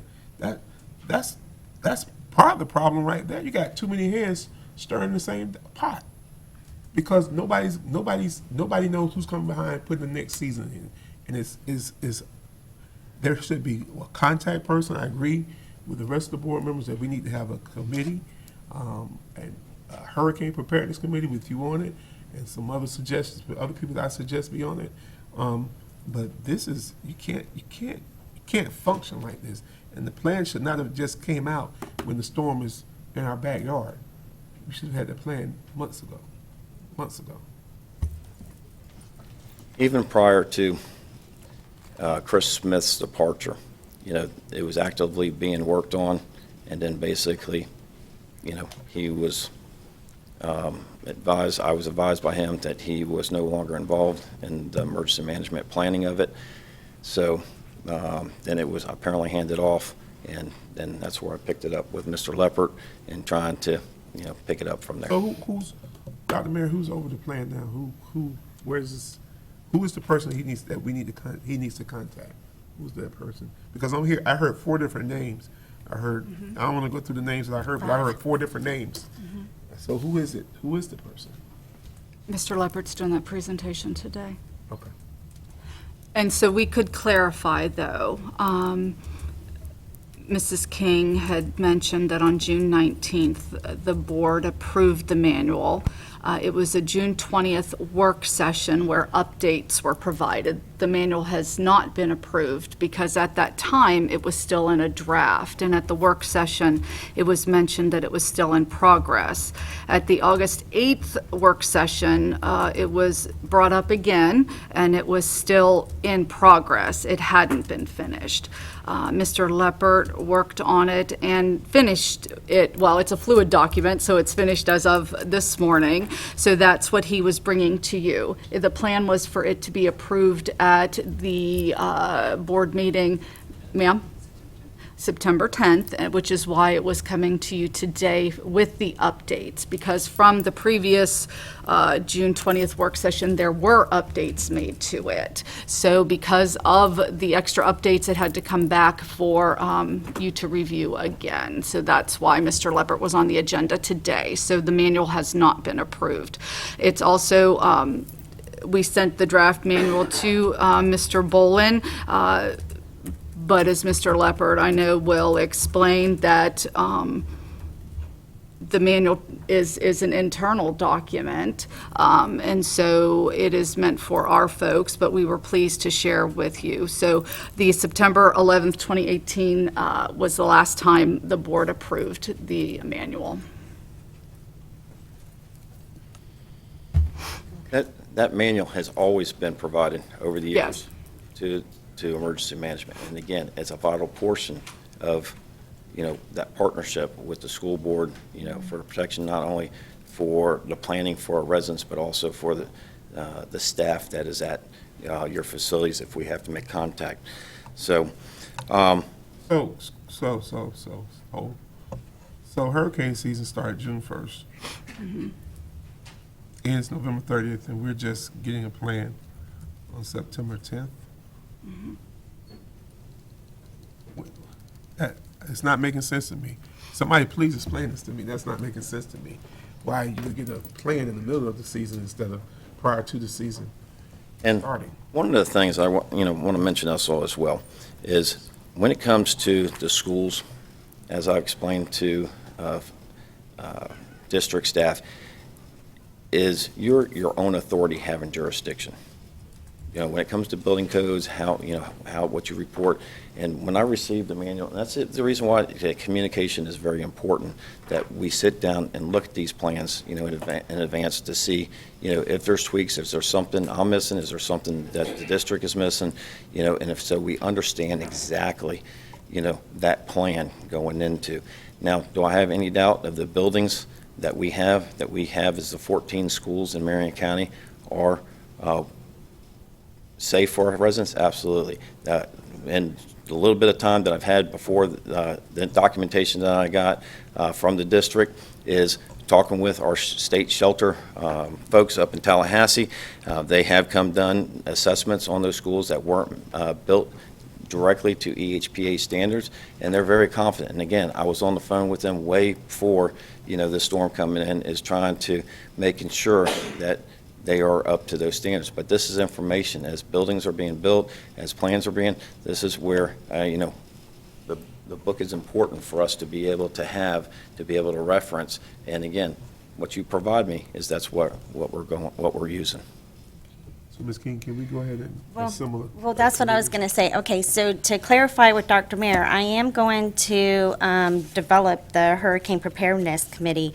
I want to ask from you that you please will not throw statute at me when I invite your employees to attend this meeting so that we can all get on the same page and move forward and do what's right and what's best to protect our community. Is that okay? Because you threw statute when we knew this was happening, like earlier on, you were throwing, when I tried to get us together, not the whole board, but us privately, you threw statute at me, saying that, these were your employees and your decisions. At this point, I have lost confidence on some decisions that have been made, and I would like to develop this committee and involve important parties and move forward. So I had that. Thank you. And when we met, had you brought that to my attention instead of reading a prepared statement from a notebook, Okay, I could have so- helped you then. But Okay, we're nothing was not- brought to my we're- attention when I asked for your help to solve a problem. Okay. Now, the other thing too, I'd like to mention too, Seco has been a great partner for many years with emergency management. We work on other projects together, and no doubt in my mind from the day one that, that there was, they were being great partners with emergency management, with also the school board. The second thing I like to mention is, in the discussions that we've been having is possibility of making Forest High School, looking at the logistics and where its locations, is the possibility of putting that as a secondary special needs school, is even brought up solutions. Been many solutions from my staff, emergency management staff, with the district on how we can try to accomplish this. And it was even mentioned, there was conversations even up as of 2 years ago, to be able to even work with Duke Energy, since they're on that grid out at Forest High School, to work out an agreement like Seco has, to where there may or may not be cost savings, but to be able to have them on that grid or on that generator. And even making those suggestions, it was, can we make this to the board, have this conversation? And there was just not a real, assertive to talk to them. I said, what's the worst that can happen? We bring this idea to the board, look to see what the cost is, and the worst thing that can happen is to say no. But at least it's an option to bring before the board to be able to, see as an option. And Ms. King, I see this committee working very similar to what the insurance committee works, because you have all sorts of information. We have board representation on the insurance committee. I see this being formatted pretty much just like that, this ongoing process where we're having those meetings and having those good conversations so the board can stay informed. This is too important. These storms are getting bigger, more frequent, and More longer. Is that a weather pattern we're going to see? So we have to be prepared. So I would say, let's go ahead, let's get that done, and get them meeting immediately. And the last thing that I just want to mention, and we could be here all day, what's happened over the past, what we need to move forward. But the key thing that I would like confirmation from this board and from the superintendent is going forward, is when there's decisions that we're talking about, instead of me just getting an answer saying, no, we don't have the money, I don't know if that's coming before, the decision makers, and when it came to special needs about these generators that are being put in, and when I was told in one meeting by the superintendent and Mr. Leppert and Mr. Knight, or actually, I'm sorry, it was, a lot of them are running together, but Dennis McFadden was there and the superintendent, and I had mentioned about Westport High School, about the generator, and I was told that it was going to stay there. It was going there, and then a couple of days later, I get an email from Mr. Knight saying the generator plan was sooner than later, by the end of the year, that generator was coming out. And That's not true. That's not what it is. I've got it in an email, Mr. Knight. You can bring it up. That's not So- what I told you. Okay, so, and when we talked about these generators, is just using the statute, and again, I'll say that very clear, and I'll say it over and over again, it's not required, it's the right thing to do for our community, is to say we're only going to do what's required by statute, okay? And I think that's wrong for us to take that view. Okay. Mr. Knight, is the generator at Westport in jeopardy of being moved right now? No, and it's never been in jeopardy of being moved unless Seco decides, or we decide as a district that we don't want a generator there. And that has not, Is the generator at Westport in jeopardy of being moved right now? Absolutely not, sir. We're happy as can be. Got a generator at Westport. Okay. Until 2020. the only thing stated was that we had gotten the grant and there was going to be an additional generator there in case something happened to this generator. At no time did we say, we are going to take the generator out or ask Seco to take it out. That is not the case at all. So that'll be for the committee discussion. Okay, it is coming. Okay, Mr. Jean, I do want to, on the board, we've had a great working relationship, and if you can just relay back to Seco, and I did speak with them, we've had a great working relationship with you guys for many years, and you guys have always looked after our community and even our schools. As a board, we were not aware of that.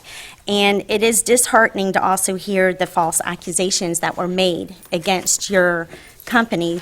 That was brought to our attention too. That was wrong, to put out false information about a very reputable company that has done nothing but look after this community. And then also, it's discouraging to know that SECO, in good faith, trusted us because of our working relationship to do what's right for our community, and, lost, they're looking at $80,000, and we lost probably a very good deal on top of that. I can just only apologize. I appreciate the apology accepted. It's very unfortunate that's, again, we lost 80 grand and you lost a deal that's, I haven't seen before quite like it. I thought it was a slam dunk.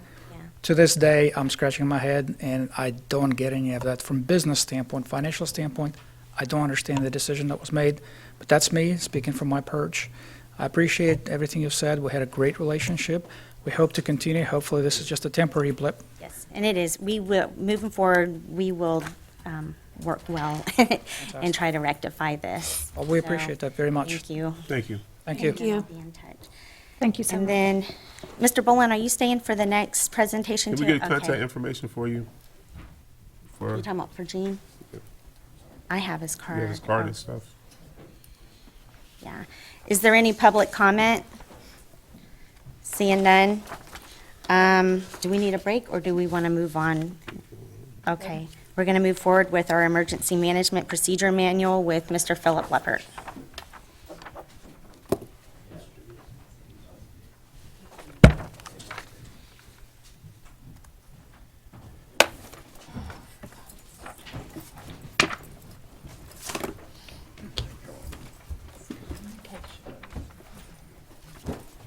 Thank you. Thank you, thank you. Thank you. Thank you. Do you need this?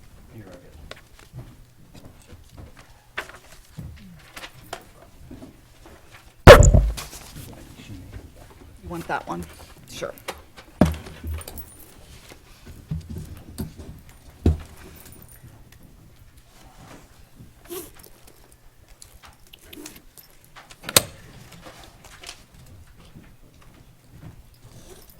Good morning, Board. Madam Chair, Reverend Vice Chair, Board members, Dr. Mayor, Mr. Gibbs, and Mrs. Martinez Lopez. Today I'm here to share with you the draft version of the Marion County Public Schools Emergency Management Manual. This will appear on the September 10th, 2019 school board meeting for your approval. This is a procedural manual which guides employees through the preparation, activation, maintaining, and post-activation during an emergency situation. The manual in front of you includes information about the following: general information and procedures, forms and informational handouts, school shelter locations and details related to each, special needs sheltering, school and district administrative contacts, support service contacts, and additional hazardous weather information and resources. Each year, this manual is reviewed, updated, and once approved by the board, is distributed both internally and to our community partners. Notable changes in this year's manual, you will find shelter assignments and information for all contacts. That is probably the biggest massive, whenever there's a change or a move in people, it always affects the manual. Also, an expanded listing of room space and capacities to support host, impact, and special needs clients. As you're aware, with the recent visit of Hurricane Dorian, we used the updated information in this draft manual and put it to the test, which we have proved was successful. Today, I request your approval to place the most current updated version that you have on the board packet for formal approval next week at the September 10th school board meeting. Any questions? Do we have a procedure in place now for updating this manual as different administrators come and go? That You is what updated we've been timely? working on in the last week and a half, is doing that. We have that in my office right now. We're working on that, yes. Okay, is there someone that's designated to input those changes? Right now, that is me, I see, yes. okay. Why you say right now? Why you say it like that? So my concern with that being the only thing that holds up this manual, that is always going to be a fluid document. It is. Right. Always going to be a fluid document. So my suggestion is that we get the procedures for the emergency manual in a timely fashion with the understanding that there will be an amendment to that based on administrative moves. But to hold up an entire document just for those administrative changes should not happen. These are current as of today. I understand that. But what I'm saying is, we should have this document to the board prior to hurricane season starting. So just because the administrators are not necessarily in place, that's the fluid document. So we should be able to approve this document early on before the start of hurricane season in order to get it to emergency management with the understanding that that document within this will always be fluid. Right. Is there any? You're saying right. Fluid is one thing, but inaccurate is another thing. Correct. And Well, so, and there's no doubt. So there has to be constant update to that, and then to get it to our partners, we need to be sure that that's happening. And you said it needs to be Right. fluid because most of the moves are made over the summer. Yep. After hurricane season has already Starts. started. Right. So, yeah, this document needs to be presented with the understanding that there would be amendments based on personnel changes at these schools. Do we need to have a board policy with date certain that this policy would be approved Yeah, each we year need by to. that time? We need to have that, and then we also need to have somebody probably, especially during, well, and actually, I mean, this is for hurricane, but there could be other emergencies that happen. Probably have a- it needs to be revisited by whoever's in this position, like if it is the coordinator that we had before, like it should be, whoever is making these decisions, like making the movements in the schools or whatever, they should within 5 days or something, have that information to the head coordinator. It's not the job of that person to know all the changes in the school. Are you following me? I Yes. know what I I'm think- talking but about. Okay, because I'm Yes. like, I know what I mean, but then whoever is charged with that, every 5 days needs to revisit this and say, okay, this principal's not here, this one is.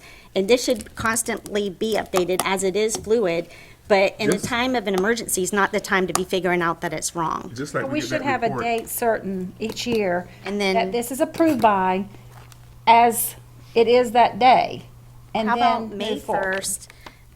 And then, So what Ms. King is saying, just like we get a report, an email about Personnel. absences and personnel and stuff like that, that needs to be going to whomever's going to handle this manual okay, on a regular basis. Okay. But we also need a timeline, just like you both were saying, but when this should be completed and approved by the board prior to, way prior to and that's the hurricane reason, season. that's the reason we need it in writing in a document, so the superintendent, who's ever in that seat, 10 years from now, or whatever, will know that this is what we need, because no one's going to remember these discussions. We need something documented so that we don't come together at this date. Do we have anywhere in our board policy that it says this manual should be approved by a certain date? Do we have that? I'm aware of. So therefore, That needs to be a board policy. I rest my case. We don't, but recall that last year it was September 11th it was approved. Prior to that, we looked at prior dates, and it is about the same time, the September-ish date. So, but I hear what you're saying, and I appreciate that. And I also want to give huge kudos to Mr. Leopard for getting this finished to this point so that we could meet the September 10th board meeting date. So, but I hear what you're saying, and I would agree about backing it up for board approval with the understanding it would be fluid with those things. Operates on board policy. Ma'am? Since the superintendent operates on board policy, so that you know when this is supposed to be. to a certain point. Exactly. But what I'm saying is that with precedent of it coming to the board for approval, we are at the same time as we have previous years. But I agree with you, it We need a should be preliminary report maybe at a certain- May-ish, June-ish, where it's at the latest. And then a finalized report maybe in, the updated version in September that'll take us the rest of the year or whatever. But we need something in writing, so no one's flying by the seat of their pants, and that's our job. So, Mr. Gibbs, can you incorporate that into the policies, which I'm sure you're going to talk about when we're going to begin to see those new I think we policies? should give a date, I think May 1st. I'll get a, Then I no can one's get a stressed. draft before First board Neola and get it Okay. going through Yeah. rulemaking, so it's in place now. Yeah, Can we look at the first board meeting? We then? need a board policy. And the fluidity is implied, and that also needs to be backed up by procedures, knowing that employees in an organization of this size come and go, they shift responsibilities. I mean, we're talking 5 people already, and it's not even Christmas. So we just need to make sure that this document is getting updated. Because those shelter managers, can you imagine being a brand-new principal that's just been shifted over or put somewhere for the first time, and now they've got 300 special needs people coming into their building? They're not familiar with the building, you might not even have their name and number. That's how emergencies become disasters. So those training of those new shelters. Dr. Mayor, do we train all of our new shelter managers trained. on a pretty regular basis? They're supposed to have years. Yearly. Do you want to address what you did that morning, and So- the follow-up from the area directors? Well, we, Move to a new there, school. a week ago, before we enacted all the shelters, we had gone through the draft manual so that they were aware of the high points of that.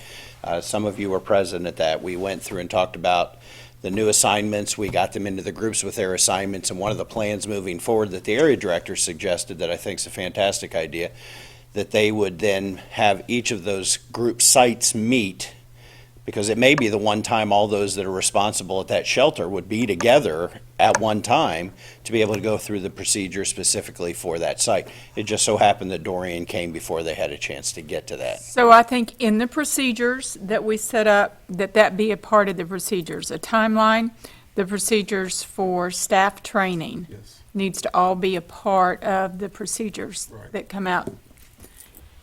And somehow in this era of technology, it seems like there would be a way to match employee movement with, it used to be called their PSNs, I can't remember what it's called now. What is it? PARs. The PARs, yes. That when a PAR is generated, somehow the technology will talk to each other, and then it would somehow update this manual, you know what I'm saying? That would just be part of the movement of somebody. And everything's becoming so much more complicated these days. We have more employees, we have more movement, more responsibility, more weather. But we either move with the times or get behind them. So with that policy, the training implementation needs to be A part of it. part of that, We need a and board- before, We probably and need a before the board season. Workshop to talk about exactly how we're going to put this thing together. So, When I get a draft, I'll bring it back and you guys can Okay. tweak, and then we'll get the Thank you. rulemaking process going. We'll get on that. And then also, while we're talking about these, and I'm looking at Saddlewood Elementary, and I know that there was some discussion, who would I talk to about that with the retrofits?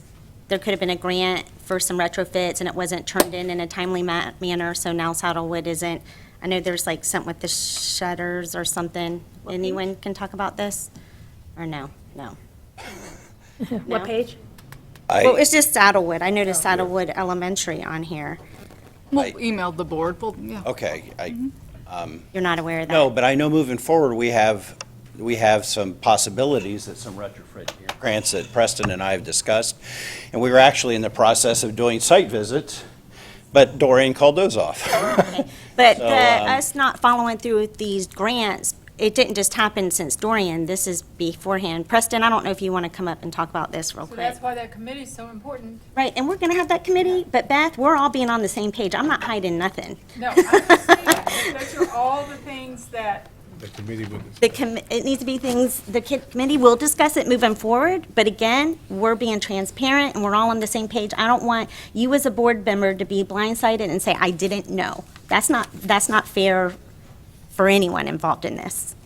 I'm not exactly sure on the dates, but I do know beginning of this year, since Chris Smith came on, I know that he did quite a bit of work with that, and he actually made the application to the state and got it approved. And if I'm not mistaken, it was somewhere around $500,000 that was approved, because I think before Steve left, there was some concerns with their working, but they were depreciating and needed to be replaced, some of the shutters on Saddlewood Elementary. So instead of just, because they've been put in so long ago, it wasn't where you could just go out and purchase one of those shutters and put that on. So basically, it needed to be for retrofit. So the state has money to be able to do retrofit, is to be able to go in and actually, and again, it was that point, he got it, the application point there, and then, we don't, emergency management doesn't, because you're your own entity, they have to come from the school district to be able to apply for those. And again, go to the next step for application of it. So, and again, I will mention too, that's one of the things is going forward, just before Hurricane Dorian, working with Mr. Leppert and his facility staff, we started doing walkthroughs, looking at other buildings to make sure that they meet, where we can expand. And we're also, last week we were planning to go and look at a couple other schools. And again, because of retrofit money, there's a lot of retrofit money. There's no money in funding from grants to purchase generators. But when it comes to retrofit, is can we make these changes to where we can, put shutters on if the building meets the codes and so forth, where we can bring generators, through emergency management to hook in during those events to be able to run those areas.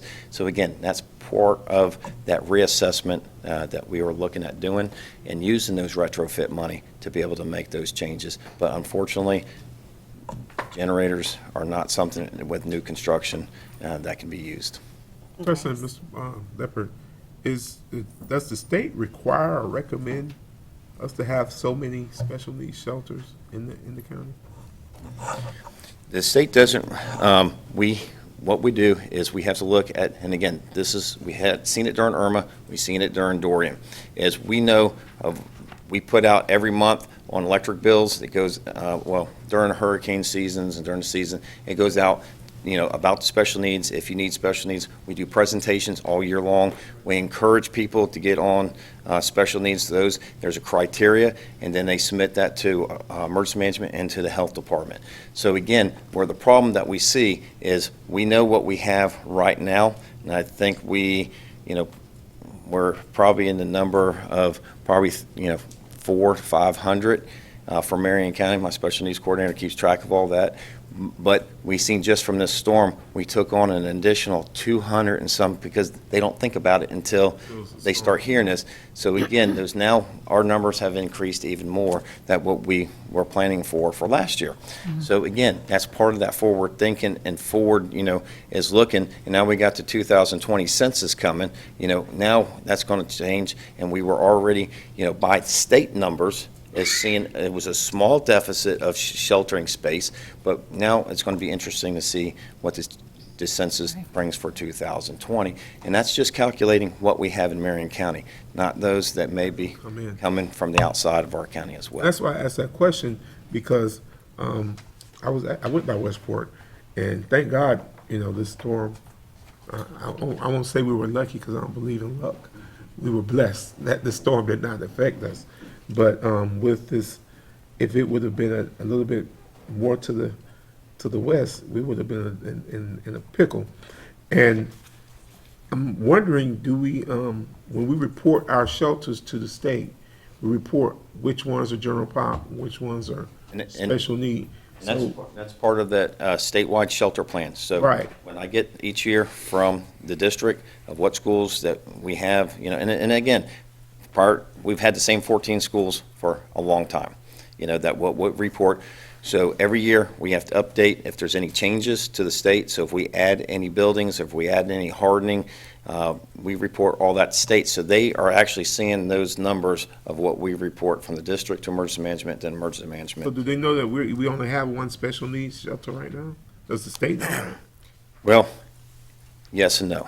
Yes, they were, on paper, we still had Bellevue High School because, again, we were waiting to see what happened with the generator. But again, we made, arrangements. We had a secondary backup plan ready to go if we needed it. But as of right now, from when I send this report in, is we, at this time, only have one special needs shelter. So I assume Mr. Bowling was given this to look through and go through? Now, and again, let me preface this with this too, is ideally is what we use from the state and is 60 square foot per person for special needs, because you have to incorporate walkers, wheelchairs, a caregiver to assist and stuff like that. So, but if push came to shove and we knew that that storm was coming in, we were prepared to be able to accommodate at least 600 people of special needs in Westport. But again, it's having, we all know putting all our eggs in one basket is not always, if you do have a mechanical breakdown, if something does happen, is, to be able to have a secondary space or even having a contingency for a third, and that's what Mr. Leopard and I are working on now, is to looking at seeing what we can do for retrofits to be able to have another school set up and ready to go. If something was to happen, just like what happened out at Denellen last week, it had a transformer fire, again, you cannot predict that. If it happens, we deal with it. And that's what emergency management, that's what having the rest of our partners involved in this process is, to work together to be able to overcome it. But again, that's why we're right now is preparing, not just needing that second one, but also a third one as, if need be, something happens, population changes as well. So now, I'll preface it, if you can give me one more second, I appreciate it, is this storm was also a good learning experience for us all as well. God knew it. And, looking, in our discussions last week, right, we went, and the board went down, Mr. Knight and staff went down there to look at the Mike Fasano building. So again, and a lot of people don't realize is, how many special needs we have, and just looking at, the size of our county, and it may become to this again where not the whole county evacuates. And again, is what reports that we get is who we have to shelter and who we don't have to shelter. And it's different, as you know, when it comes into Lynn, versus Denellen and where we're at. And so when we made that decision to be able to protect in place for those that are on the east side of the Ocklawaha River, having a Mike Fasano building, we could have wrapped this thing up, and as you all seen the way this layout is we could have taken those special needs and put them in that one section, and then still had plenty of room to go for general population. And again, this is one of those weird storms that it split our county, in protective actions, but it affected the whole district. So again, I think from those of you that have seen it, it makes sense in Marion County, our county administrator, our city managers, everybody who's involved in protective actions, this is something that we really need at this point here, is to come together, figure out if it's going to work with the school board in building something like this. If then we need to start looking at funding. If not, I need to go and start looking elsewhere, with, Good day for you to bring that up. state and federal. Partners here. That's a great day to bring that up. Yes. Yes, sir. Yes. So, but again, we're to a point right now is we can't stop. It's not talking about it. It's not good enough. We have to start moving forward, because we've seen how this little storm affected. And again, Matthew was another one of those storms that did the same thing. It followed that track. And again, 20 miles, 50 miles can make a difference to this whole district. And here's where the 2020 census may help us, because it is the retired population that is driving the growth in this county.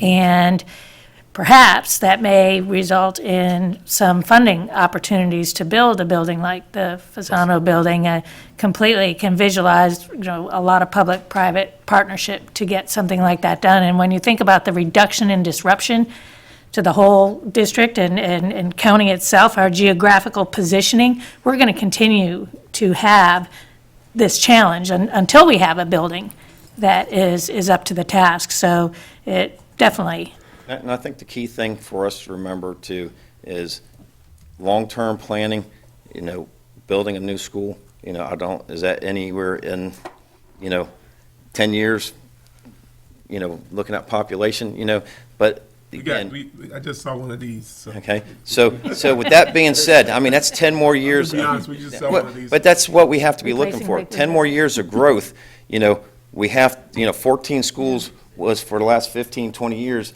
that we've been using is our population. And again, as these storms are getting more stronger, more people are taking the heed to evacuate and go to shelters. What kind of So bullseye? again, as our future building looking forward is looking at other ways to where we can utilize retrofit money, even in new construction, but building to a point of having generator connections and stuff to where necessarily may not have the cost of putting a generator there permanently, but we can plan for emergency management to have generators, a transfer switch, Right. to be able to put in and possibly looking at, utilizing smaller, instead of putting air conditionings on these smaller, like North Marion High School, what we talked about is maybe a separate, smaller AC system put on there that a generator that we can bring in from the state and put there that will run that instead of putting it on a big chiller. But these are just things, we've had those conversations, That's one of the things that may have been missed a little bit in the prior conversation as well. Bellevue High and Bellevue Middle were never designed to be shelters. They just ended up with a really big generator, and then it was kind of a backwards retrofit to try to make it a special needs shelter. And I think that's part, I'm not speaking for you, but that's part of the reason there was concern about Bellevue as well in that. One of the things when new construction comes around, in your predecessor as well, that would go to them for communication. Does one of these need to be considered for a shelter? Because we have some buildings that never needed to be a shelter. So for us to build it, it would be about 30% more construction cost in order to make something a shelter versus the regular construction cost, which is still pretty high to begin with. I've learned a lot of this from Robert because he's really good with all this type of information. So what we have is what we have. And so some of these sites that we are using as shelters could never be a special needs shelter just because they're not hardened or they're not in certain ways. But that's why we're kind of exploring, at least in discussion right now, some of this retrofit funds, because that's where the money seems to be able to go back to some of our even newer built schools and what we can do to either not necessarily harden, but make them hardened enough that they would be considered for shelter or special needs shelter at that point. So I don't know how much of a gap that filled, but. No, that's exactly. But the one thing is, again, is part of having this emergency management board or decision makers and going forward, when it comes to everyday, just even planning, construction, is even with the new schools where they're required to be the EHPA standards, okay, hardening for impact, is looking at not just, and again, that bare minimum are doing is exactly what, by statute, it's not enough because, EHPA says is they only have to have, for the generator power to be able to run the emergency lights, some emergency lighting, the ventilation of the AC system, and just so many electrical outlets. But then that makes it just so hard as we expand, if we have to make another school into a shelter. Now that comes into a lot more engineering costs, putting in for retrofits and so forth, but that's just part of that planning that we should be doing now as, with emergency management, the district, the board, for our residents, because, 5 outlets don't cut it. Well, and it's a lot easier up front to wire it Right. for certain needs than Right. it is to go back and retro. rewire it. So there's a balance between those two. And I think it'll be a lot easier for our partners if the same person remains his contact person. And if that's Mr. Leopard, I hear the superintendent say today it's Mr. Leopard. I hope it'll be more than for just today, because you said today. We need a long-term person, and I'm sure a hurricane committee will make that one of their priorities to make sure they have I wouldn't call it a hurricane committee. I would probably start off as like a shelter, because again. Emergency management. Well, emergency management committee, whatever we decide to call it, then we need to have somebody that is definitely acknowledged in all this history that we've got. And thank you, Mr. Leppert, for coming in here and pulling it all together. And I think you've earned a spot to be our contact person. Yeah, we see. He's earned a spot. And one thing that I want to make sure, again, it's echoed for the board and everybody involved in this, is there's a lot of solutions, there's a lot of, being put out. And again, it needs to get to all of us to be able to make some of these decisions. Exactly. Because emergency management is not cheap, all right? And there's a cost to it. And it's not like some of these other divisions where there costs money, where you receive money back. We're there, we hope to spend all this money and have those provisions there, and hopefully we'd never have to use it. And so, when it comes to, money and grants and stuff like that, we need to really be utilizing those and making sure we're capitalizing on those. But me, more than anything else, is I understand, there's a cost to it, and to minimize that to the board, to the school district. And, more than anything is, I don't want to shut schools down. We want to try to do whatever we got to do to make, again, the Fasano building is a big key, for going forward, is to keep that momentum going and, to work that out. Thank you. Is there any more discussion? Have any questions? I think we've made it clear that we need communication and that all parties need to be at the table. Thank you. Yeah, and Preston, before you go, I do want to take a minute and I'll acknowledge everything again on Tuesday evening, but I have never learned so much about hurricanes and emergency operations centers and how they work. But let me tell you what, this emergency and management system that they have going on, and Preston, you are the director, and I know you probably won't like me giving you all the kudos. I'm not, because I know there's a team that is behind you. They are proficient, they're excellent at communicating, they're good decision-making, they're decisive. And it's tough when you have a hurricane that is coming and then it stalls over Bahamas for 40 hours, and then you have management people, and 1 minute it's coming across and the next minute it's not. And there has to be some good decision-making coming from the top to know when to actually, okay, when and where and how will we do it? And it's all very fluid. And if you do it too soon, then people get fatigued, and then people are upset that they're sitting in a shelter. If you wait too late, it could be life-threatening.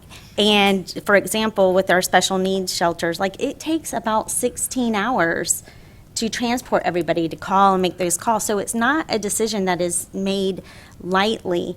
And what I did observe is great partnership with our community. It was the health department. We had utilities. We had the animal shelters. We had chiefs, the fire, the homeless. We had the school in there. And that comes from excellent leadership. And I just want to tell you thank you, that Like I said, you guys were awesome. Emergency management is a team sport. It has to be, And I will tell you, even from Hurricane Irma, I was only on the job 3 months when Irma came through, but even having our meetings with our decision makers, and I don't remember, and even somebody has made that comment before, is to see that many decision makers in our weather briefings, to be able to see how, these decisions will be made, and decisions that are made. It's not just, it's a collective group of individuals. We've got a great, all the way around, I will say, that Marion County as a whole, with all our partners, have just worked phenomenal. And again, I don't want to mention any names because I will leave somebody out, but from the school board is, I have to do is just say one, I like to say at least one person, on record today. Ms. Rohr is awesome. She is proficient. She has been Johnny on the spot, everything from our pickups to our deliveries and notifications. And, I appreciate, even just on Blue Skies, working with railroad crossings and stuff like that, is you got a valuable gem there, and I appreciate her very much. Always so accessible. Yeah, I wanted to echo that when Ms. King was talking, because within the district, we have some folk that are extremely knowledgeable. I've worked on them before, but Mr. Leopard, Dennis, Ms. Rohr, I was just sitting at the table. I felt confident that we had the right people at the table during this incident. So I shout out to them, but Becky definitely showed herself to be a gem. She's at a great the table. team. Like I said, that whole group, when I look over in that corner of the ESF's Yeah. group, I'm confident that I don't have to, they know what they're doing, they Yeah. get the reports, and I thank them for that whole group. I'm going to piggyback you on that one. And they stayed the night a couple nights. Well, no, and not just there. That's what I want you to know. My office is up in the North Transportation Complex, and when I went back there 2 days ago, when staff came back on Tuesday, I realized that we had all the bus drivers sleeping there, ready for the pickup. And we had buses completely lined up right by the front of the gate so they could get out as quick as they came. And then as late as yesterday afternoon, I mean, they were there for a couple of nights, and they were all bringing in their food to share with each other. But as late as last night, I had one of our area coordinators come in and was so excited because they had found a new way to route that made it even more efficient. And I think on Preston's end, some of the sheriff, they have to do a home visit before we can take a special needs person back. And somehow that sped up, so that plus our routing made the return of everyone a whole lot quicker. We talked about this a little bit ago, a whole lot quicker than it ever been. So I kudos to all of those that are involved in So it. transportation had a slumber party to make sure they got it all right. That's right. And one thing I'd like to also mention about the transportation segment, and like, again, a lot of people don't realize, and just what you read in the comments in the paper and Facebook and stuff, is when we started this process out, is in Marion County as a whole, when it came to transportation for special needs, was we only had on record about 100, 125, and again, that does because of our county being so big, transportation, getting them and moving them. And then once this storm came in, as we were calculating, those came in for the whole as a county, we had over 300 for that were saying that they would need transport if this storm came in.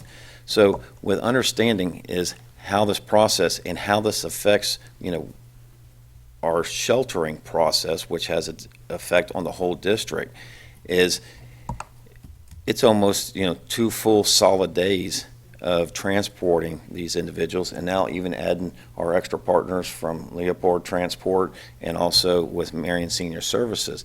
So again, this whole process, not only think about it, if it takes 2 days to go get them, then after the storm, even if nothing happens, if we had that many in the shelters, how long is it going to take in planning is to get them back, with knowing that if we had a substantial storm, we have to send out crews to make sure, if we pick them up, we have to make sure they have electricity, that they have water, and there's no damage to their homes. So again, that's part of that whole planning process. Even before the storm hits, we're already having to make sure that planning P is already, in process as well. So, Right. thank you.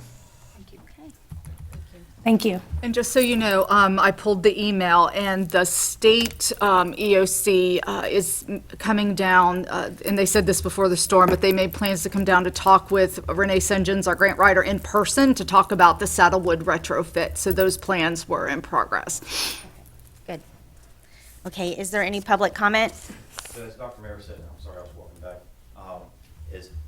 again, I think it's prudent for us as a county to review even that those assessments have been done in the past, is to take our plan in schools and what we have, if there was any changes or any projected plans, is looking at them and what they do, some of these other schools that were built, that are newer schools, such as the Emmett Bowen. Hammond Bowen, Liberty, Horizon. They're newer schools, they were built, but again, is they may not have been built to that EHPA standard, but what they do is they do a least risk assessment on those and say, they're built to these standards, which are even better than what our previous shelters are, but now with some retrofits, which can be plenty of money for that, is now we can make them, it may not say EHPA, but it will show those revisions that meets the least risk assessment, and we are working with them. I'm sure it's going to be a while because they're still dealing with, some of the effects from up on our coastal counties, but we are in the Well, process. and it's a part of that working together that we revisited the Westport site, because up till just a few weeks ago, they were only using, that whole center building at Westport is actually 3 buildings. It's building 1, 2, and 3.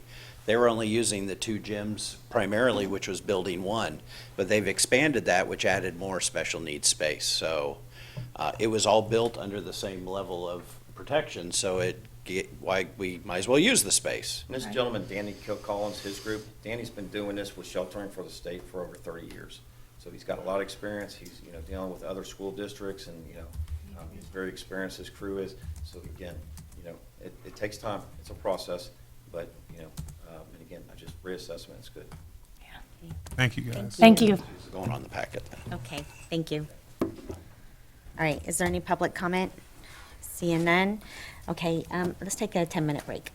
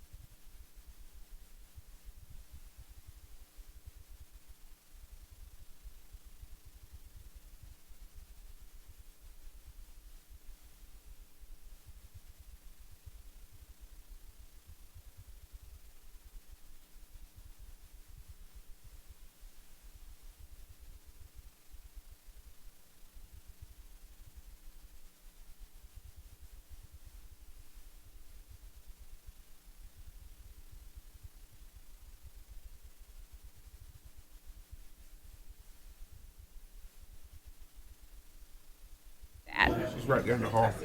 Thank you. But that last.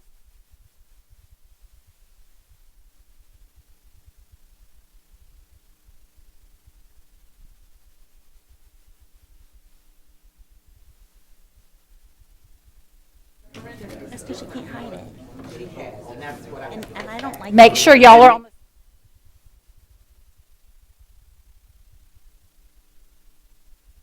Okay, so you and her, yeah, ask her.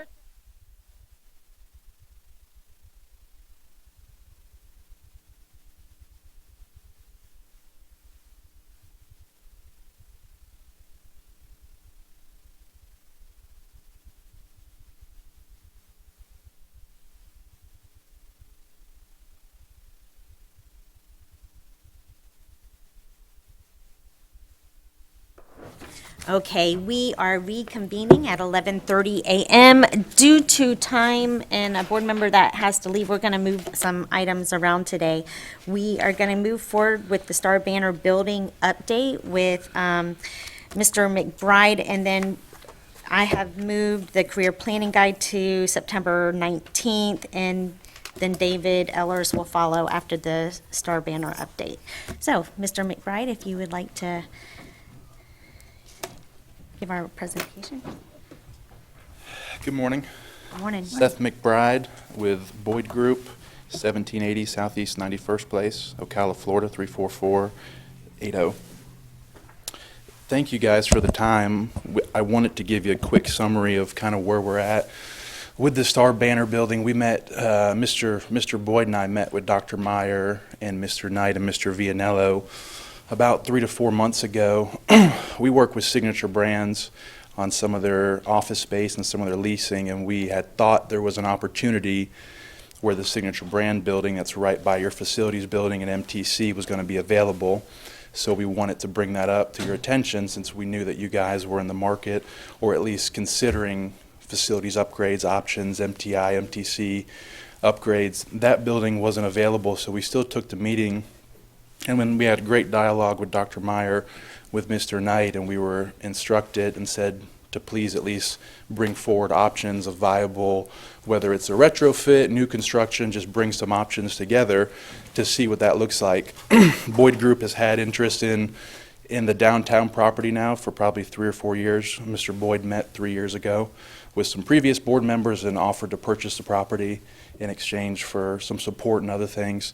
So this is what we've always looked towards. So we brought the Star Banner Building to Mr. Knight about 2 to 3 months ago. It was off market. It's for lease. There was open office space, and we brought it as a viable option and wanted to have some kind of partnership with Boyd Group, redevelopment of the Star Banner Building, and in exchange for some downtown property, and even open to the other properties you have, the Phoenix property and MTI. Mr. Knight's budgets were similar comps to new construction, so I think just catching up last time the board looked, it made sense to relook at new construction and see what that looks like down the road. So we've asked that you would entertain or at least look at some of the information we've put together with a partnership in the private sector, which would be Boyd Group acquiring the Star Banner Building and handling the modernization and complete overhaul and retrofit. Then we would look at the property that you guys are looking to offload, possibly the 3 blocks downtown, MTI, and the Phoenix property. We would back that off of the purchase price of the Star Banner Building. Our basic numbers right off the rip looks like, compared to new construction, which was $21 million for the entire facility, that we were about $5 to $6 million less with backing the property off and having us in the private sector manage the entire project. We've got some basic pictures here, just some conceptuals that we've done. The Star Banner Building is about 83,000 square feet. Its construction is modern, and its condition is very good, aside from a few things like a new roof and a new HVAC system. So in our proposal, we've included the upgrades and the modernization of those. We'll do the front view. Yes, thank you. Right now, it's a brick facade, so we just brought it up to current standards. Everything is glass and has different wood textures and different architectural lines, so we want you to see what that building could look like with our proposed budget in here. If you look at our executive summary, it's just to work directly with you guys to coordinate your infrastructure needs for both your downtown offices and your MTI to give you guys a brand-new Class A headquarters. Boyd Group will assume ownership of the downtown 3 blocks of office, warehouse, MTI, and Phoenix property in a trade leaseback transaction. MCPS will provide Boyd Group with an LOI and deposit to move forward with the current Star Banner purchase and remodel. Once remodel is completed, MCPS will purchase the property from Boyd Group for its corporate headquarters. Our thought process behind that was also to help ease your budget needs. So if you are to build new construction, you guys are having to pull a lot of money from facilities at once versus if we assume the Star Banner building and we're leasing it back to you as you slowly move in, and then you're purchasing it at the end of the 3 years, you've now got 3 years to pull money from facilities instead of 1 year all at once. So it should be a much, not only savings, but a much bigger or a much less hit to your facilities budgets and everything else. We put a basic timeline, which is 36 months trade leaseback on all current MCPS facilities. We estimate that it'll take somewhere around 12 months to move the downtown offices and the school board offices into the new facility. So once we acquire the facility, it'll be about a year of renovations and upgrades. We're looking at an 18-month build-out for the MTI staff. It's a little more intensive there because we're adding mezzanine and we're adding more square footage in the mailroom. And then 36 months, once the Star Banner is out and their press is completely moved out, the warehouse will move in and they'll have all the press room and the storage room for the press room right now. Some of the target sizes, so this is what we're estimating based on our numbers that we've run with the Star Banner current footprint. The only new infrastructure we'd be adding is warehouse space, is 9,000 square feet of additional warehouse. But we're looking at 74,150 square feet of Class A office and meeting space, 8,000 square feet for the school board meeting room, and 40,000 square feet of Class A climate-controlled warehouse. All of those numbers are significantly higher than what you guys have now, so we feel comfortable that you'll be able to grow into it and not need a new building in 10, 15, even maybe 30 years. That this is a facility that you guys can be proud of and hopefully be able to use for at least the next 30 years. So key upgrades that we're looking at are new roof and HVAC installed and replaced with warranties, upgraded new flooring throughout, upgraded LEDs, upgraded fiber cable and electric infrastructure, modernization to align with current trends and goals, upgraded restroom facilities, parking, pour-overs, exterior facade upgrades, creation of a separate boardroom and separate offices. This building actually, if you'll go back to the first slide, on the side, it actually has a separate entrance so that we'll be able to shuffle in people separately from the actual day-to-day school board and staff operations. The actual school board will be separate and have its own area to check in with and have its own meeting room and everything else. New landscape throughout, and then additional warehouse. So down below are the details of our price estimates so far. These estimates are based off of working with our GCs, working off of what the Star Banner has given us as far as their plans and how the building was engineered and built, and then working to retrofit and modernize. So we're looking at an estimated $2.7 million is what we think the downtown property, MTI, the Phoenix property look like. So that's that amount. The next amount is what we think our price would be according to what your standards are. We'd have to sit more with Mr. Knight to understand exactly what has to be done, but this is based on what we think needs to be done. 14 million is on the lower side and 17 million is on the higher side. But once we get details of electrical needs, layout, and design preferences, then we can nail down a budget and actually have a hard number to go off of for the entire transaction.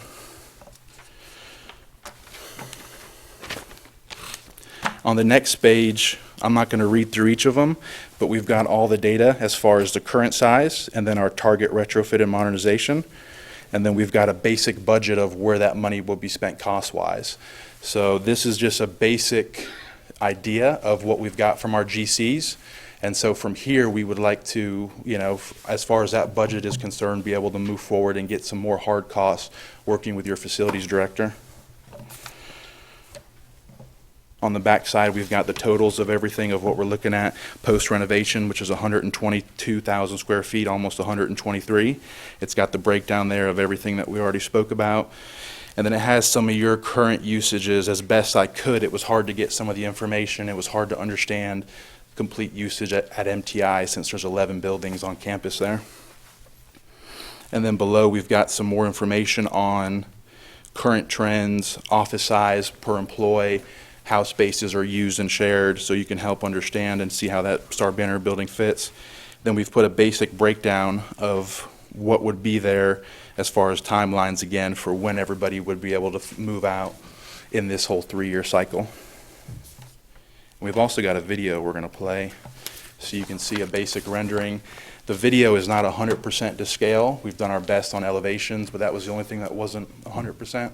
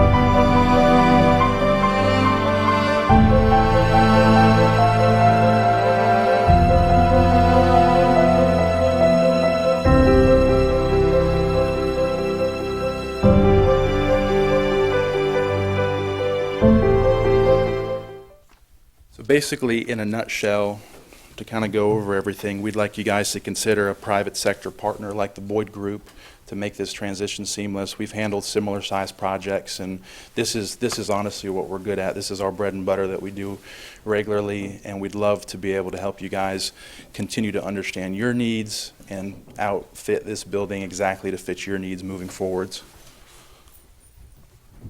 Ms. McCall? I met with Seth, and I was totally all for moving forward with new construction, but knowing that everything would be retrofitted brand new, it would be energy efficient, I think that we might want to reconsider the Star Banner building. But that's just my personal feelings on it.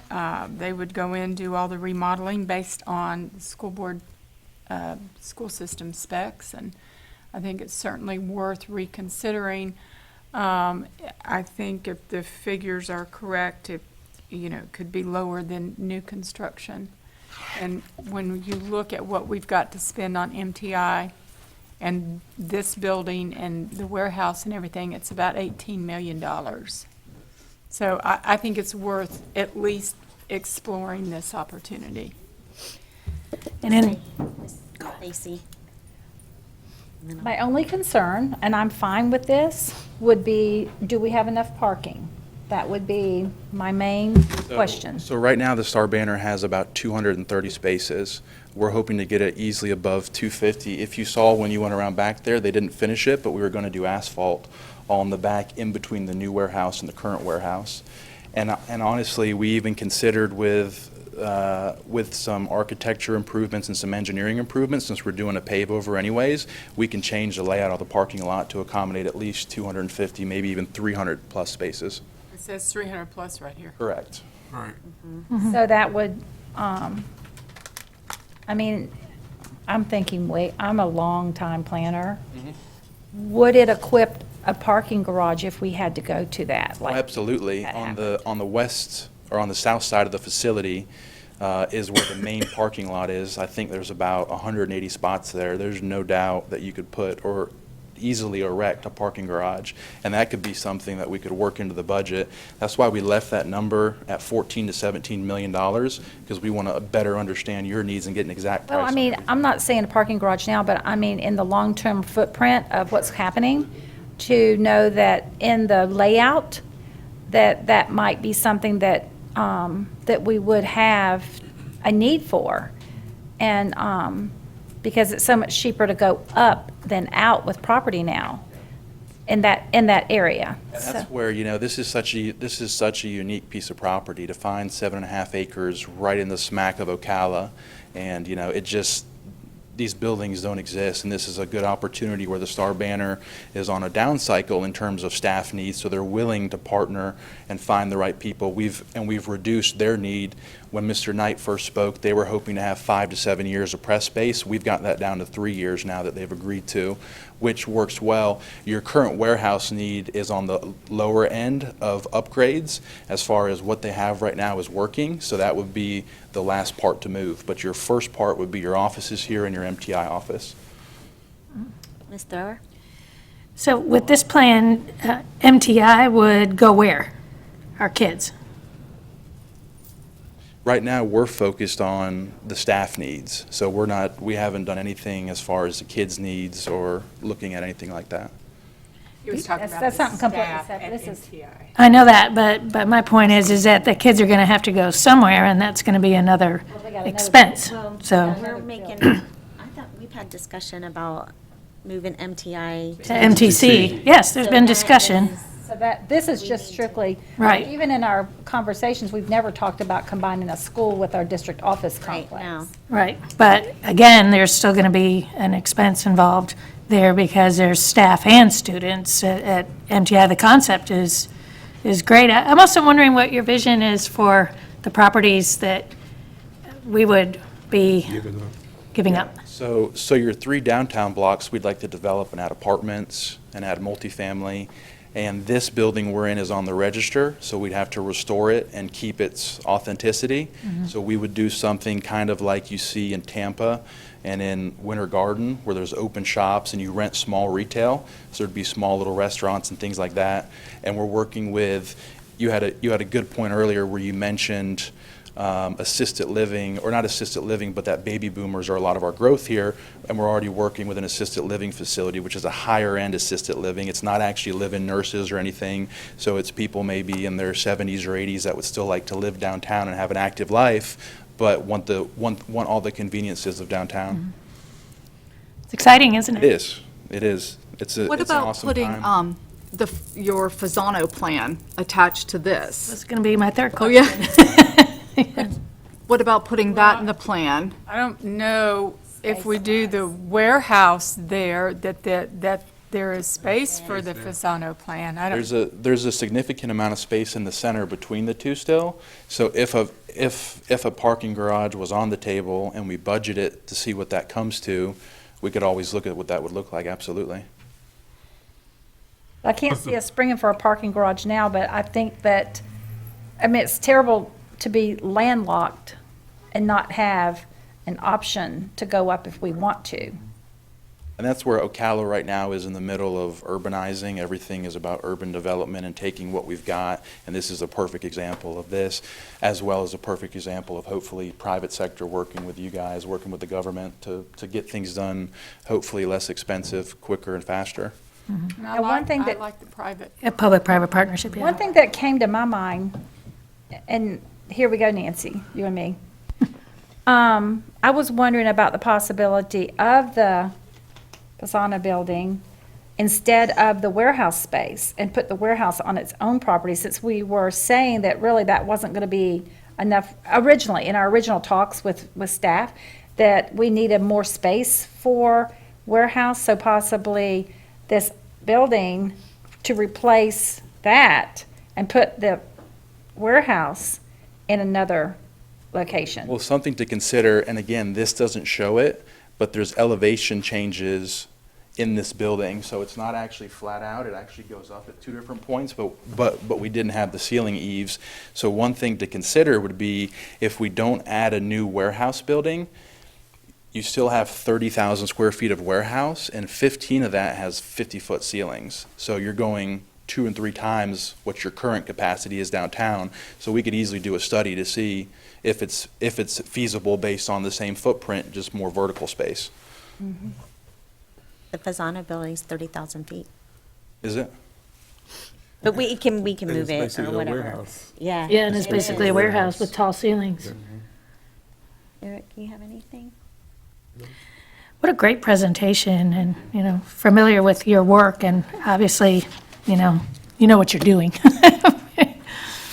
So what are the next steps? Well, that's what I was wondering. I'll tell you what I like about this. I like that we can phase it in 3 years and plan for it rather than budget what we were talking about before, just coming out of our pocket. I know we would have to include Ms. Boston Ellis in this conversation, most definitely, to see She's now what frozen in the rear. her, to see what She hasn't taken a breath in 5 minutes.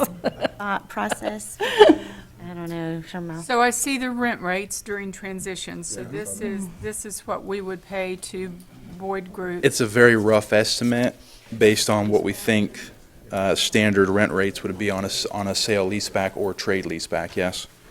I guess what we should do is include Robert also Yeah, in this definitely. conversation. Robert, I don't know what your thoughts about moving forward or what we, Private-public partnership idea? I love the idea of the private partner, private-public partnership. yeah, please.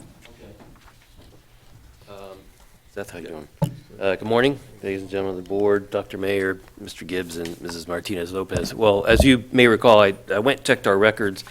Back in May is when we first talked about the site, and obviously we've looked at other sites since then, most of them more recently vacant sites. As far as the location, it's pretty good. The only true concerns I would have is the square footage of space you could build onto the site. I don't know, if Seth, is there a graphic sort of shows the backside? Go back a slide or two, maybe? If you go a little bit forward, I think, or go to the. Maybe That one right maybe that one there. And I'm just looking over this for the first time, so bear with me, but we rough guessed about 20,000 square feet available in the back, in that area there. And that's assuming that we keep warehouse space that's already there that was built separate. And then I believe we were also proposing previously, and this may differ from what Mr. McBride is proposing, that Area 4, what we called it, which is on the other side, I believe that's where their printing facility is. That might That's actually where be the the sorting mail room. facility, Is that the correct. sorting okay. Yeah, so we're- That we would keep that as warehouse too. So that would, anything that we keep for a warehouse that's currently in use as a warehouse type space would limit what you can do office-wise, so it starts to reshape some of your abilities. The only real downside is that the site is landlocked, so you only have one spot to grow, and that's to the back. So if you do build warehouse to make up for your need, I think it's maybe 40,000 square feet of total warehouse space you'd have, and maybe a hair under, and it does limit your office space to under 80. I think it was around 74, 75. That's about what the district's using now. So I guess the big question would be, how long would this suit the school district in terms of a use? Because if we don't grow at all, and there's no real idea on what we might look like 10 or 15 years from now, this probably would be fine. Now, if it gets a situation where we're adding staff and the idea is to continue to keep them on the same campus, this Okay. may have a little shorter lifespan than, Let me ask you this. Could we then convert the warehouse space into office space and build a Build a new one warehouse somewhere else? How many Yeah, square feet do you want in warehouse? What was your original warehouse chat? we started with 40,000, and then once we talked to the warehouse folks a little more, we found that there's actually better than 10 or 12,000 square feet out there scattered that we didn't even know about. And so our new target became 50,000 square feet of warehouse space. Now, some of that stuff doesn't necessarily need to be on the same campus. Some of it would be things that affect graduation, like tables or chairs, that sort of thing for all our high schools are stored not in the main warehouse, but elsewhere. So some of those could be stored elsewhere, but we had looked at 50,000 total for warehouse space and 80,000 for office space, maybe 90 if we got a site big enough and built a shell big enough and you renovate as needed later. But didn't you say there's high ceilings, so we could actually Yeah, there are- add another level of storage there? You There would are- have more square footage of storage if we go up. Yeah, so you'd have significantly more Yes. cubic volume everywhere, absolutely. And that's something that we see in this building is right now, all of your campuses are scattered. So you have to consider when you're looking at square footage, there's conference rooms and bathrooms that are slightly redundant if you're sharing a facility. Right. And your office space that we're looking at, there's about 300 people, give or take, on any given day, staff-wise. So you're somewhere in the range of 200 to 250 square feet per person, which is on the higher end of the industry standard. So there's things we can do to save space, and I think that's the biggest thing that we see is the synergies of having everyone under one roof, including the warehouse and everything else. But you're right, it would be possible too, if warehouse is still a priority or concern, we could knock down this 9,000 square feet that's there Just build and something build a new. 30,000, or not 38, but build a 30 or 40-foot eave so that more warehouse space is there. So we can easily go vertically with this as needed. And if we're expecting, y'all said 300 people there in a day, and we've only got 300 parking places? Well, that was a rough estimate. I never got a total estimate from HR on how many people were between these facilities and MTI, but we were guessing it was about 300. I think some of the things that dictate challenges on this are when you have trainings. I've been to MTI District East on days where, boy, you got to park quite a ways away, and I'm not even talking necessarily in the same parking lot, because if principals or teachers or other entities are there for training and there are additional meetings, plus the people that already work there, MTI has about 231 or 32 parking spaces now. And granted, it's not all used every single day, but every bit of that space plus is used when you do have some training. So that, there's a thought out there that perhaps you look at training happening at another location.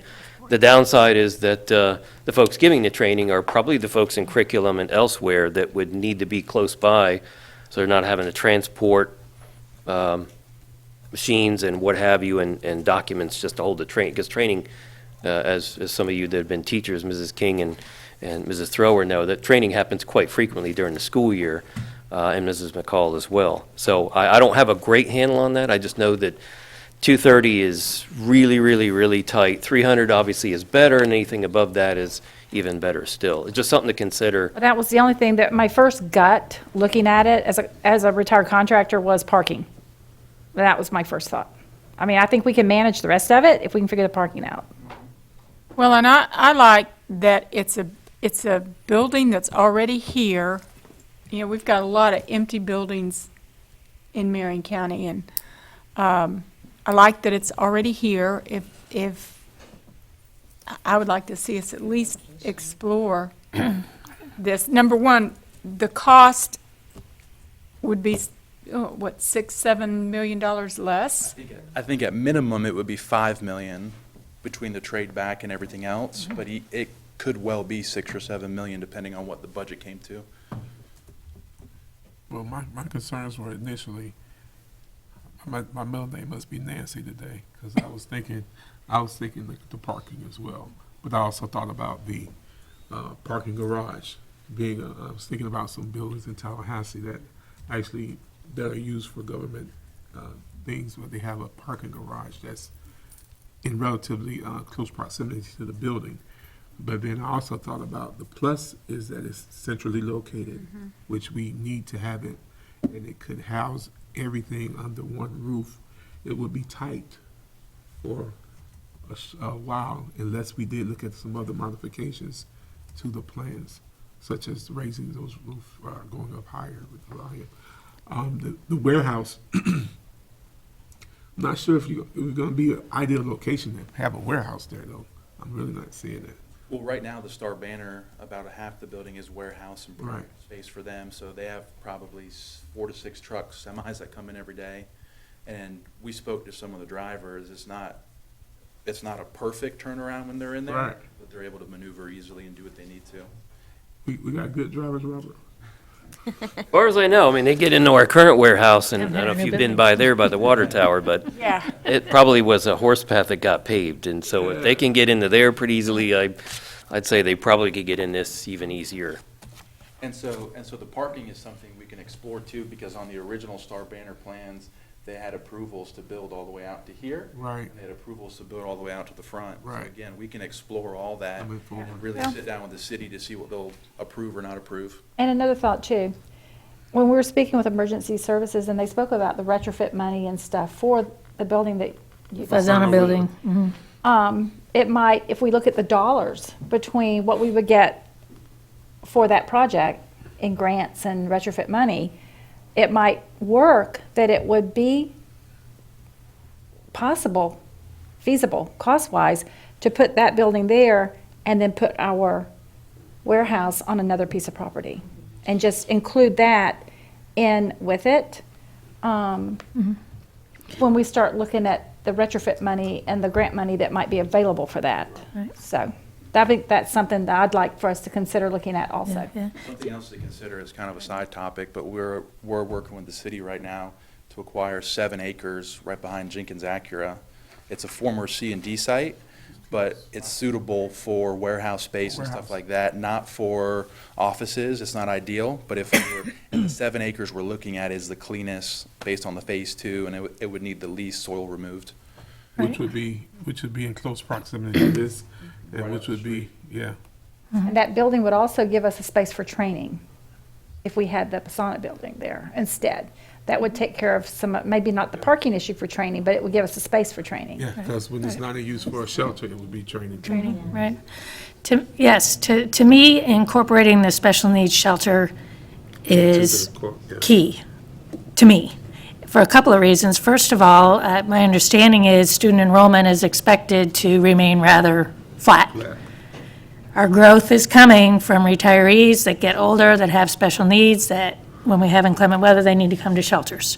So in terms of the community needs, that, in my mind, is a priority. And I love the idea of the multi-use, of being able to use it for trainings, and then having it available, and also the public-private partnership can't be overestimated. It's really important for, as much as we can, to partner. And this, look at all the different variations we've gone through since we've started this discussion, but it's important because each time we're coming up, I mean, look what you're presenting to us. It's incredibly professional. It's really well thought out. I mean, in the beginning, we were just looking at we were brainstorming, and now we're starting to get a focus. Well, and something to consider, we talked to Pearson Nissan. Pearson Nissan owns the 2 acres directly next door. Right. We bought it from the Star Banner 10 years ago because the Star Banner didn't have any growth plans. And we just had some dialogue about what that would look like. They own almost everything around there, all the way back in the road and everything else. But I'm sure they would look, the owner of Pearson Nissan is a GC, and I'm sure he would look at building a parking garage or adding parking, leasing parking back, something like that would be advantageous for him. And it's all underground electric too, right? Okay. And it has a generator. Ding, ding, ding. Can it be moved to Bellevue? Okay. Did Robert hear that? Did Robert didn't hear that? There he goes. Does it handle air? Because that's the key. So I think whatever we Drop the need mic. to do to move forward next steps, I'm not sure, what are the next I steps? don't know, that's Robert? why, yeah. Well, just a suggestion, again, sort of off the cuff. If the board has interest in this particular approach, I would think the next step would be for us to sit down with Mr. McBride and his team to, go over specific needs, so we're not overlooking anything. You know, it's one thing it looks like it'll fit, and then you get the listing of staff, and then you decide, gee, we're leaving 50 people out of the mix, or they got to go to another site. So I think we would want to sit down with them and look at what we have as staff, what the staff needs, not necessarily what they're at now, but what do they need to function? Because we may find that, well, they're in a 6x6 cubicle, and this particular person or department needs more space, but another one needs more of a cubicle arrangement than a bunch of offices. With that, we would then be able to assess what level of construction be needed in terms of a renovation, and then from there, who fits where, how this thing meshes, and then could come back. And obviously, we're in the midst of getting our own information on our existing properties, appraisals and what have you, and that will play some role at some point in here. And so I would suggest that perhaps we meet with Mr. McBride and his staff, go over it and come back, maybe not united, but from our staff's perspective, as well as anything else Mr. McBride could suggest based on our meetings, and give another presentation to the board as far as how far we can take this. And at that point, I would imagine the board be in position to either say, good enough for us, or look at other options again, or what have you. Obviously, And the the real sky's the plus limit. to me is the way we could transition into it. Yeah, I The like that. transition is real important. Sure is. I mean, just like we didn't spend the money on the MTI and downtown, and you're kind of moving that over, and we could continue to do that. Yeah, I'd have to have a discussion with finance, because there are some restrictions when you advertise certain pockets of money to be used in certain years for certain things. The next year, you can't necessarily take it from what it was intended to use and completely change the use of it. So I would have to speak to Ms. Boston Ellis and the finance folks to make sure that that money is something that can be used for this use. Since, and it's important probably to note, this just dawned on me, that currently in the 5-year work program, we have about $9 million tied up in mostly MTI work. So now would be the absolute sort of 11th hour decision on, does the board want to leave it that way, knowing that if you get far enough into this fiscal year, you'll have to amend the plan, or do we want to see about possibility, which means I'll have to speak to Ms. Boston Ellis right after this meeting about taking that money and repurposing it under a different heading, because you wouldn't want to tell the state using the money for this and then have a desire that's different. It would trigger an amending of the plan, which could hold the train up on using any money. The only things that are in the 5-year plan now that we did put in is we did put some money in there to buy both a warehouse site and just a site for district needs, and that would be advertised and put in there. But again, I'd have to have some discussion with finance pronto so that we don't send something to you guys to approve late September, and then October, we're already amending our own plan, and the state hasn't even looked. So how soon can you meet with Mr. McBride? How soon can y'all have Probably these good just coordinate discussions? schedules. Obviously, today's Thursday, tomorrow might be too soon, but I'd imagine we look at the calendar next week and see when we can sit down.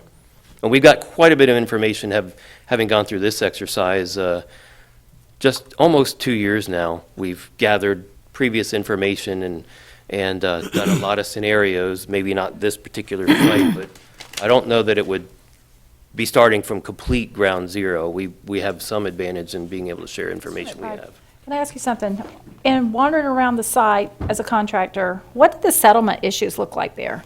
At Star Banner Building? Almost none. That's amazing. Yeah, that building, and Robert could probably speak on it too, he's seen it, is built like Fort Knox. I mean, even the interior panels. So they prepared for everything. They undercut and everything gets built well. So even, like if we did compression tests on the concrete, I'm sure it would be very, very through the roof because of their press needs and their mailroom.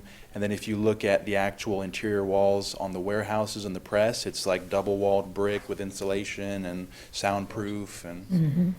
Yeah, I can't speak to the soil, but in another life, when I was in the construction industry, I actually built a printing press before, and your main press floor is usually 12 inches thick because it's got to store the paper, and those rolls, they're big rolls of paper, and they weigh a massive amount. They're usually stacked, and even the ink vat weighs quite a bit when full. And so I would imagine that the main floors are 12-inch, probably not every slab out there.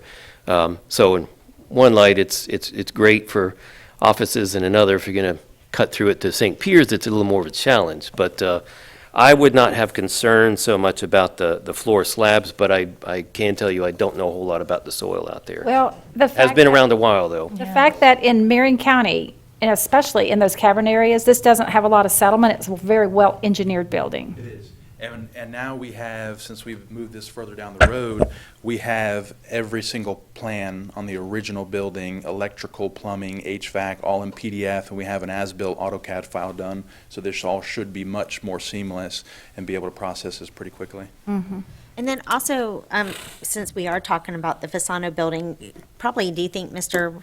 Boland should also be included in the original discussion? You know, when we're looking at what to do in case we. He's going to help us get retrofit money Right. and grants, So can we yeah. include him? Yeah, as far as anything here, obviously, he wouldn't necessarily be involved in the office layout, but if there is a desire to build or utilize part of the vacant property for something like that, that could double as a training center, absolutely. We make it a point of getting the players involved, if it's a new school, art folks, or people from media centers and what have you, and this would be the same thing. We would absolutely want to talk to emergency operations about what specifically, since we never really designed or built from scratch a special needs shelter. Right, If this space would qualify, first of all. right. And Mr. Bowling would be one that would tell us, does The this initial qualify? steps on, Before we get too far into the discussions, Right. does it qualify Well, to and be I think used? Mark may want to be in on that because they talked about Training. something at MTC that could be used for training purposes when it's not the special needs shelter. So we Yeah. need to be sure that we get all these pieces together because Well, what's neat about this is it's so close to the college. I mean, Right. our Well, other, even if it's a special needs shelter, just think about the proximity is to both hospitals. Yes, Well, all the hospitals. yes. And It's is right it, there. Yeah, which one you going to? Yeah, but we just need to start. So, Mr. Right. Knight, would you bring Mark Vanello in on these discussions too? yeah, absolutely. and with the size of it, could it also then double as a gen pop shelter? I would think that it could be anything you wanted it to be, because a general population shelter and a special needs retrofit are essentially the same criteria. Obviously, if you want a special needs, it's much better to design it initially as special needs so that you meet everything desired, That not would be just great. some minimum. Multi-use. Yes, and shelter's a shelter, it means stronger walls, stronger roof deck, backup power, but it doesn't require any completely different lighting than what you would use it for every day. It's just a matter of turning them on when you need them. be a fantastic multi-use building. And while it's there, I picture warehouse space as kind of not needing to be super luxurious looking. So since we got such a luxurious looking building, I would rather see a special needs shelter, like our building that we're talking about. And I'm sorry, warehouse people, but I look at where, Warehouse. that's warehouse right there. right, that's warehouse, but on that's expensive warehouse property to me, is the way I look at Let's it. find something small. Find something cheaper for warehouse. All right, so Robert, are you clear what? Yes, as far as the office space and everything entailing it, we'll be happy to sit down with Mr. McBride, carry on some discussion, and I don't know if we should plan a date yet, but give us at least 30 days. I'll try to go through Ms. Martinez Lopez and the superintendent to inform you when we project we'd be ready to bring you something meaningful Yeah. I'd back. like to thank Chairman King for bringing this to us, because this was great leadership that she brought this forward. Thank you, Kelly. Well, I think Mr. McBride, because he reached out and said, hey, I think I see something, and then that day it just worked out, and so we got the ball rolling, is what happened. Thank you. We'll name it the King Project. Oh, no, I love don't do the that. public-private partnership. If we can make this work, those are really good things down the road for us. And The government, I community mean, would we would love that. have government, two sides of government, maybe, Yeah. private, The I community mean, would love it's that. what we're supposed to be. We've already let So- the city know the plans, or at least what we're hoping to do with you guys, and they were ecstatic about redeveloping it and getting more people in those areas for the restaurants and everything else. Oh, They're on good. board. Sure. There's restaurants right behind that. Panera Bread or something? Panera's down there, yeah. Carrabba's. Carrabba's, Panera Bread. And then as you go further, there's more towards Walmart. yeah. And I've heard people in the community say that they really like the idea of us not using raw land. Let's use some of these old Yeah, areas and repurpose As long them as it can if the be- price is right, And yeah. everything's brand new, so we don't have to go back in. So- Right. And Seth has promised me Right. that it would be brand new. Look, this building doesn't have any settlement. That was very well engineered. I don't know that we would get one better engineered if we started over. I think if you think about when it was built in '89, so I mean, those construction standards are still relevant, and it was built by the New York Times, so they didn't spare any expense. It was Right. probably the most expensive building in that decade or 15 years that was built. I think so Right, too. I right, was and that was shocked in the actually when it heyday went of up. newsprint. I like that we waited and negotiated some, saving money. It's a process. It is a process. Right. Okay, I well, wanna thank hurry you these very things. much. Thank you. Yeah. Do we have any Exciting. public comment? Seeing none, okay, Mr. Ellers, we will begin with you with the medical marijuana update. We all want to know about. Good afternoon, Chairman King, Good afternoon. Mr. Cummings, board members, Dr. Mayor, Ms. Lopez, Mr. Gibbs. We have a student at a local school who's produced a medical marijuana card, and the mother feels like he must get a dose of medical marijuana during the school day. That coming into place, we got a call from the principal of the school and basically needed to put a procedure in fairly quickly. So I touched base with Dr. Mayer, did some research, touched base with Mr. Gibbs. The interesting piece about this as you go forward is the state constitution, when medical marijuana passed, exempted schools from having to deal with this. However, the state then turned around and passed a state statute that requires a board policy on this. Another really interesting piece that came into play is that the federal government does not recognize medical marijuana in any way, shape, or form. It's considered a Schedule I drug of no medicinal value. And we're required under all of our title funds, federal funds, to be a drug-free school site. Then you would hope that the Attorney General and DOE would provide some guidance. The State Attorney General stated very bluntly that they are not providing any guidance and will not in the future provide guidance to school districts. Basically, all the recommendations are for us to consult with our local legal advisor. Did we ever think that we were going to be having this conversation? No. Also, researching went, and Terry helped me a little bit with this, but there is no proposed or current Neola policy as we move into Neola that backs us up. Probably, after talking to Mr. Gibbs, is they don't Still feel, illegal, yeah. So they're not going to recommend anybody handle it. 'Cause Yeah, they're not going to defend it, so they're not going to write a policy to defend it. Therefore, all that being said, I developed a procedure for schools to follow. Basically, what I did, there were several school districts, Clay and Broward.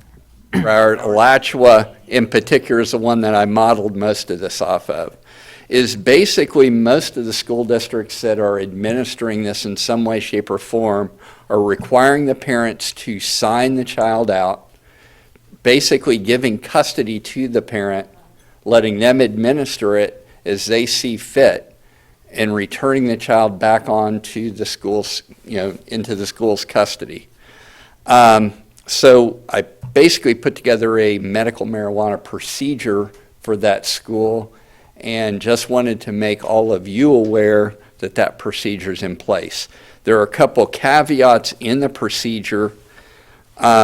Basically, at the beginning of the procedure is that we're only doing it in cases where the parent feels that this can't be accomplished outside of school hours. An interesting piece with the medical marijuana card is there is no prescription. So basically, you get a card and they tell you, in fact, in this situation, this parent told me verbally that she's still trying to figure out the exact dose that works best for the child. This is why our school health department nurses want no part of administering any of this, because basically in this case we're looking at drops. How many drops? And as you've ever tried to put drops in your kids' mouth when they're babies of Tylenol, that's a sort of sketchy way of measuring medicine anyway. We wouldn't even give them vitamins if the parents asked. No. So And that gets into a second point, is the other piece that we modeled this procedure after is basically trying to align with how, as a school board, you've directed us to handle over-the-counter medications. If I want, my daughter or son got braces and all of a sudden, Mom, Dad, I've got a big problem. I'm in a lot of pain. Can you bring me some Tylenol? We bring the child Tylenol. We can't give it to the school to give to them. They call the kid up. We take custody, administer the Tylenol, send them back to class. The other big caveat is at the bottom. I put a lot of disclaimer language that I stole out of the Alachua County. Borrowed. Yeah, borrowed. Beg, borrowed, plagiarized might be a good term, but basically that stating that we remain an alcohol and drug-free workplace, that if the federal or state government indicates that us administering this in any way, shape, or form or being party of it would jeopardize our funds, that we will stop anything that we're doing, and also that this procedure obviously may be superseded at any time by a school board policy. I think that's great. Is there any way to get the parent to sign off on this? To get a signature? Well, I mean, we don't have to have them sign anything because they're administering Sign them it. in and out. So we just. They have to sign, yeah, this is the policy they're putting in place. I mean, you don't even have to have this. You can simply say, we're not going to touch it or do anything with it. So we're not doing anything, she's just signing them out and signing them back in. Yep. Yes. Bottom line is, parents can sign their child out of school. That's consistent with how the districts are doing this. Alachua got this from Broward, who passed the first one, and once Broward passed theirs, other districts kind of said, oh, that's not a bad plan, let's go with that. Right. But What this- about, what if a teacher notices side effects? Right. There's a lot of uncharted territory here. If we did know that a child was exhibiting side effects of any kind of drug use, over-the-counter medication, prescription drug medication, or medical marijuana, we just basically send the child to the clinic, get an evaluation, and go from there with the health clinic assistants who are trained. In this case, in this school, there is a health department nurse there. It's trained in what to look for medical marijuana Well, side effects.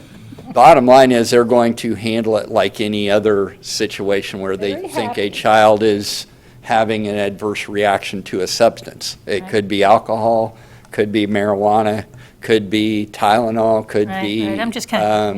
Yeah.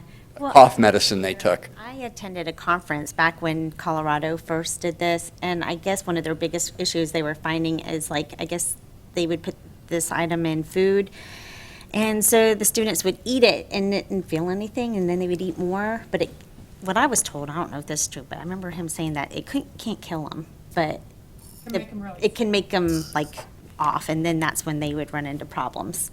Yeah. And you Because they can take it before they go to school. Yeah. You also have the student-athlete issue. So if these are student-athletes and they have to undergo drug Right. testing, they could be barred from participating. So, I mean, there's a lot of considerations. Yeah. And then there's a disruption, class disruption. You just said that there's not a specific prescription or dosage for this. Yeah, they So- can't prescribe it because the DEA regulates prescriptions. So if and it's mom illegal. says, Timmy needs it at 9 o'clock, 1 o'clock, she has her own dosage for it. She can be pulling them out 3 or 4 times a day. One good thing is you are correct. It would be Intensive for the parent. difficult for us to regulate that piece.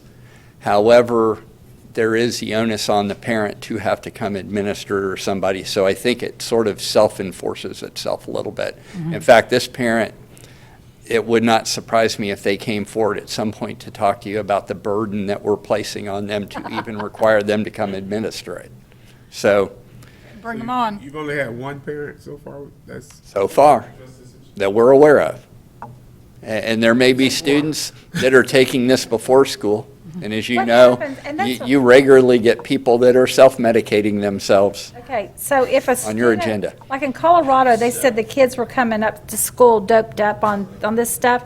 So if we have a student that's obviously under the influence of something, even if it's medical marijuana, we can still send them home, right? I mean, just because it's medical marijuana, if they're out of their, if they are Let's not put it this in their way. right mind. If we had a child that was under the influence of medical marijuana and the school felt it was disruptive, we would start with punishing the disruptive conduct. And I would probably run as quickly as I could down the hallway to Mr. Gibbs' office to discuss the implications of the the medical marijuana and whether we should send They the say child for a that's, drug we're gonna test. confront that, I Are we gonna put think. some snack machines in the school? Oh, my gosh. We have, and Teresa's back there, we have to have nutritionally valued snacks on campus only. No nutritional value. Because, I mean, if a student, I'll just strike that from the. but if a student, I was thinking out loud.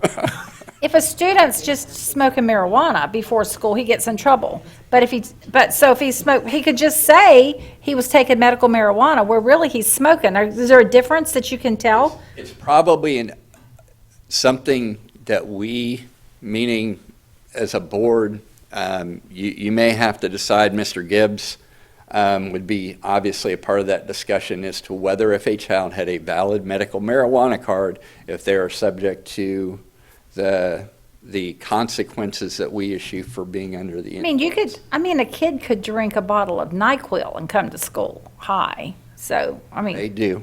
Do.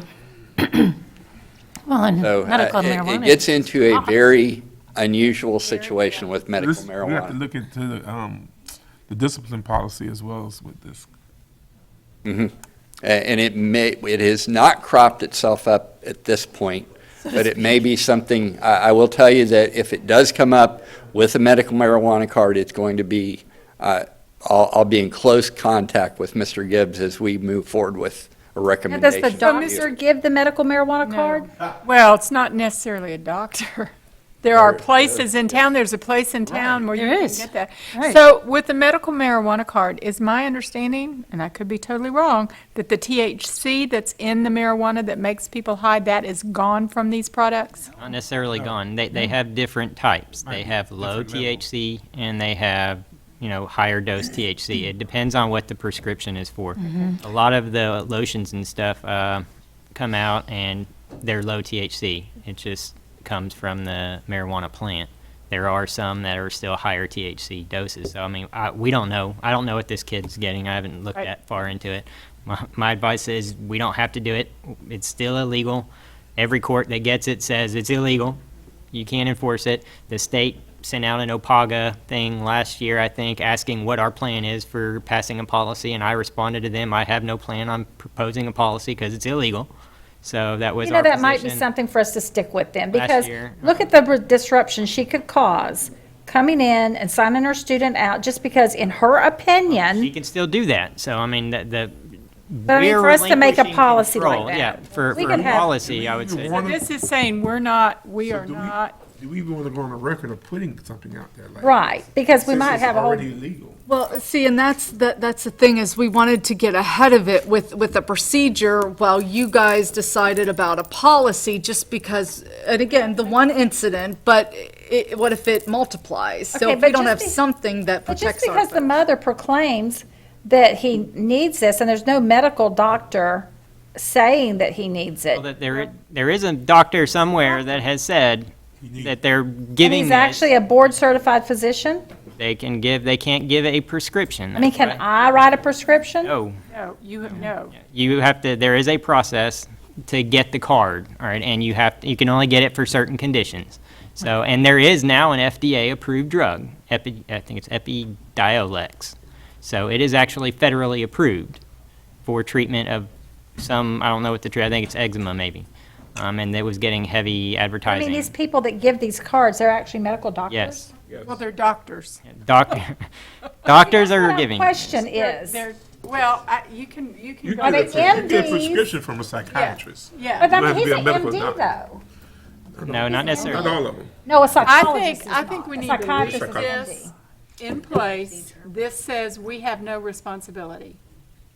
I mean. I just like to not- show that. Yeah, I think we just need to leave it So in the place. board doesn't have to be involved for procedures. We're just policy. He's just sharing with us so that if we hear it, Then we we're. know, we're aware, because we've said we don't You get it. like to. It gives you a be cut off degree of guard. separation. If you get a phone call, you can all say, we're aware and we don't want any. And parents can involvement." check their child out for anything. They can do it right now anyways without this procedure. This mom could So show what? up every day, check the kid out, go out to the car, give them this dosage, send them right back in and check them back in. So then really, for us to make a policy, looks like we're endorsing and we're promoting. Something that's illegal. Against the law. It is federally illegal, and it can, like tomorrow, the administration could come out and say, hey, I want you to raid every known grow house in the country, and the DEA could start knocking down doors. That's why banks will not handle their money. Right. There's only one in the nation that I'm aware of that will take any money from any marijuana business, and it is a cash business for that reason. The DEA, yep, there was a TV, I think 48 Hours or Dateline or something did a big story on it,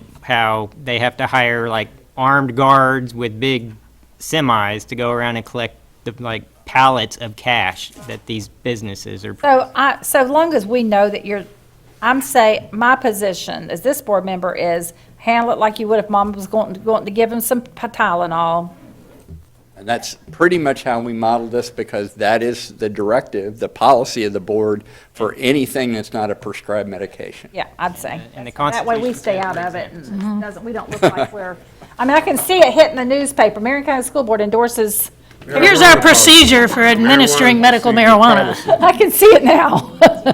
Okay, thank you, Mr. Eller. thank Is there you. any public comment? So what did we decide? We're not doing anything. It's a procedure, so the board, We don't even have to. right. Mama's giving him Tylenol. Notifying you of a FYI, So- FYI. Okay, so we're still going to talk about Thank the. you, Mr. Ellis. All right, No, we're not, it's over. all right. But we didn't give one of the phone calls. Went up and spoke. Because we didn't know that. Right. That's Okay, good. so now And we thanks, will- Dr. Mayor, for bringing it to us so that if we do get a phone call, we won't be in the dark about it. We'll know what's going on. Right. Okay, so we are going to move forward now with our board concerns, and Ms. Paul emailed us this yesterday, the Marion County Board of County. Yep, I emailed everybody the plan that Mr. Herlihy sent. I'll ask Mr. Herlihy, he knows more about what's going on or what plans are out there. He can give you a briefing on what the plan is and what's being considered. And then- I was called about it and was sent some information, so I'm going to pass these out. I ran this off, just some bullet points about it, and an objection letter from the East Central Florida Regional Planning Council, because it's one of my schools, it's Emerald Shores, so, I mean, just take, Together. yeah, Each is 2 pages. yeah, it's, yeah, front and back on that. Or is this something different? I don't think I've gotten anything except from Mr. Herlihy and Ms. McCall on this one. Okay.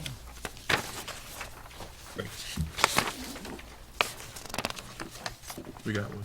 Okay. Oh, I'm sorry. Dr. We're passing, just tell me when to stop. And make sure Nancy gets.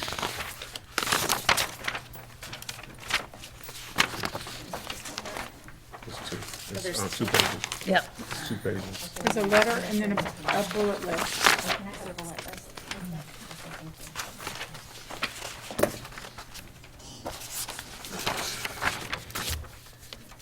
Ms. Martinez Lopez, do you have a copy?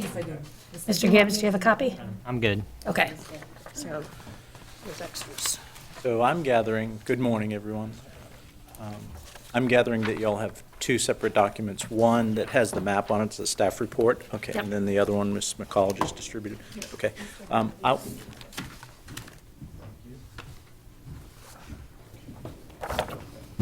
What I would like to do is I'll just address the first one, the handout that has the image on the front of it, and go through that and just orient you to where the site is and introduce what the case is that's going on with the county, and then give you a few bulleted comments, and then listen to your discussion, see what you have for questions, and then I'll try and steal a look at, or catch a look at the document that comes from East Central Florida.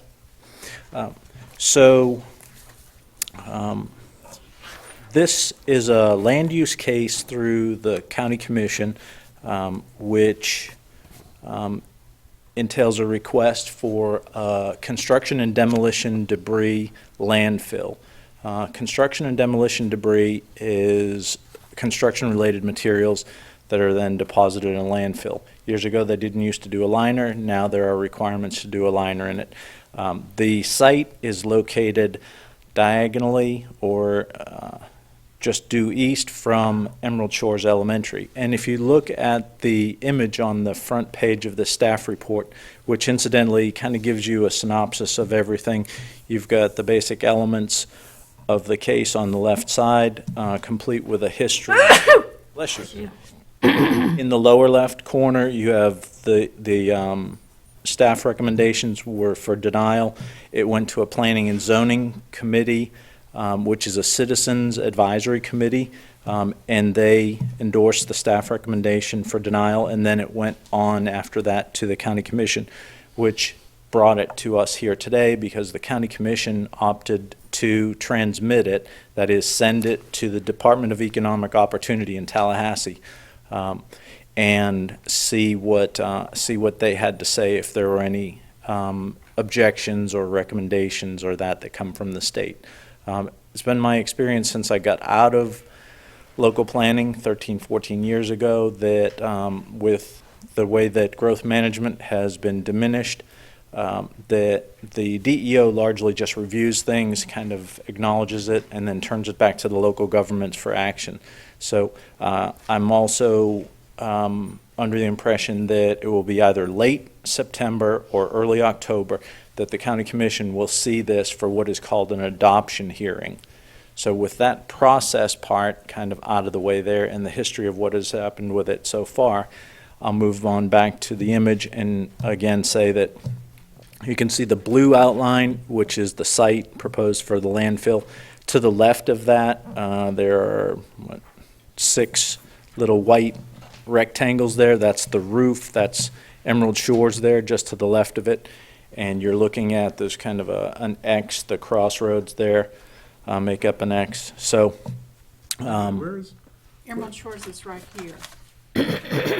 Emerald Shores? That's in, where's that in the shores? So It's in the shores, on the right? back of, Right. yeah, it's on That's Emerald. Let me give Is that Bahia Road or something? I There's don't. Walmart, there's the road. Walmart runs right Further, beside it. it's further south from that. But let me give you one more landmark here that may help you. On the right side of the page, if you go about 2/3 of the way down, you see there's a triangle that the roads make up there. That's Maricamp Road. And the roof, that little dark gray round dot, that's the roof at Lake Ware High.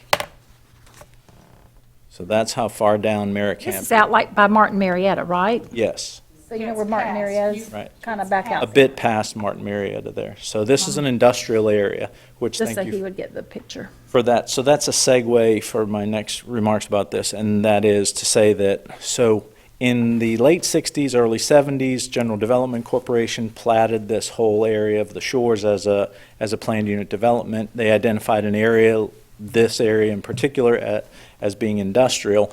And then at some point, I believe in the late 80s, the school district then selected a school site there and built the elementary school there. So we all know about there's a few errant industrial buildings there. And in this area of the proposed landfill, it's been designated for industrial type uses, but never really constructed. There's been a bit of a sand mine operation that's gone on there in the past. So we really actually brought the school to an area or a situation that was adjacent to an industrially designated area. So comes the request for this landfill, and in the county's comprehensive plan for quite some time now, I think, I want to say it was 2002, there has been a policy that says they will cite no construction and demolition debris landfills. But then there's a little bit of an exception to that unless you go through these stringent development requirements, which could be used to address it. So those are kind of the particulars of this. Initially, and what the staff had to say about this is that based on that policy, the request is not consistent with the comprehensive plan. So in planner jargon, there's a requirement to find that in order to approve a request for a land use change, you would find that it does not adversely affect the public health, that it is consistent with the comprehensive plan, and that it's compatible with the surrounding land uses. And so the staff cited policies and found that it does adversely affect the public health, that it is not consistent or is not compatible with the adjacent properties, and that it's not consistent with the comprehensive plan. So now I believe what they're confronted with, the county will have to look at this and say, okay, do we want to change the comprehensive plan in order to allow this sort of thing? And it will allow it here, and I would think that perhaps making a change, a kind of global change in their plan, it could allow them elsewhere in the county. So the last thing I'll say, and I think this is important, and I know that you all are probably wondering, if this were to leak, cause any problems, contamination to groundwater, do we have a well at the school? And the answer to that is no. The school is on central water and sewer.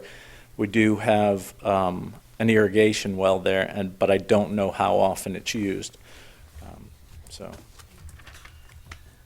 Okay, so I was contacted by Avery Smith, an attorney who is representing somebody, I'm not sure exactly who, but they definitely do not want this landfill there. I think it's too close to the school. I would like to see us, although we don't have a whole lot of say in this, my recommendation would be that we do a resolution from the school board that we are against this landfill going in this area. So that's my recommendation. Mr. Gibbs said he could get that resolution drawn up. I'm just not comfortable. You see where Emerald Shores is, and I'm just not comfortable. Even with the construction and debris, there's still a lot of smell. I mean, there's just, yeah. I think it's too close to our school. The only thing I would add to a resolution is it would have to go to the board for a vote on an official resolution. What's the timeline with the county? You said end of September or October, so. October. I mean, if it's. And it's looking more like it will be sometime in October. Okay, I mean, So we- October is sufficient time. If I was gonna say, if it's end of September, you might wanna consider somebody drafting a letter and signing it on behalf of the school board. And doing it, So But can we we need go to ahead and get confirm, this on yeah. the second meeting in Yeah, September? I can put this together and I can bring it to the board. I need to ask a question. When you say it's just construction debris, is it going to go into a mountain? It's conceivable, and I think that that's identified in the plan, I mean, in the staff report here as to how high it could be stacked. There was,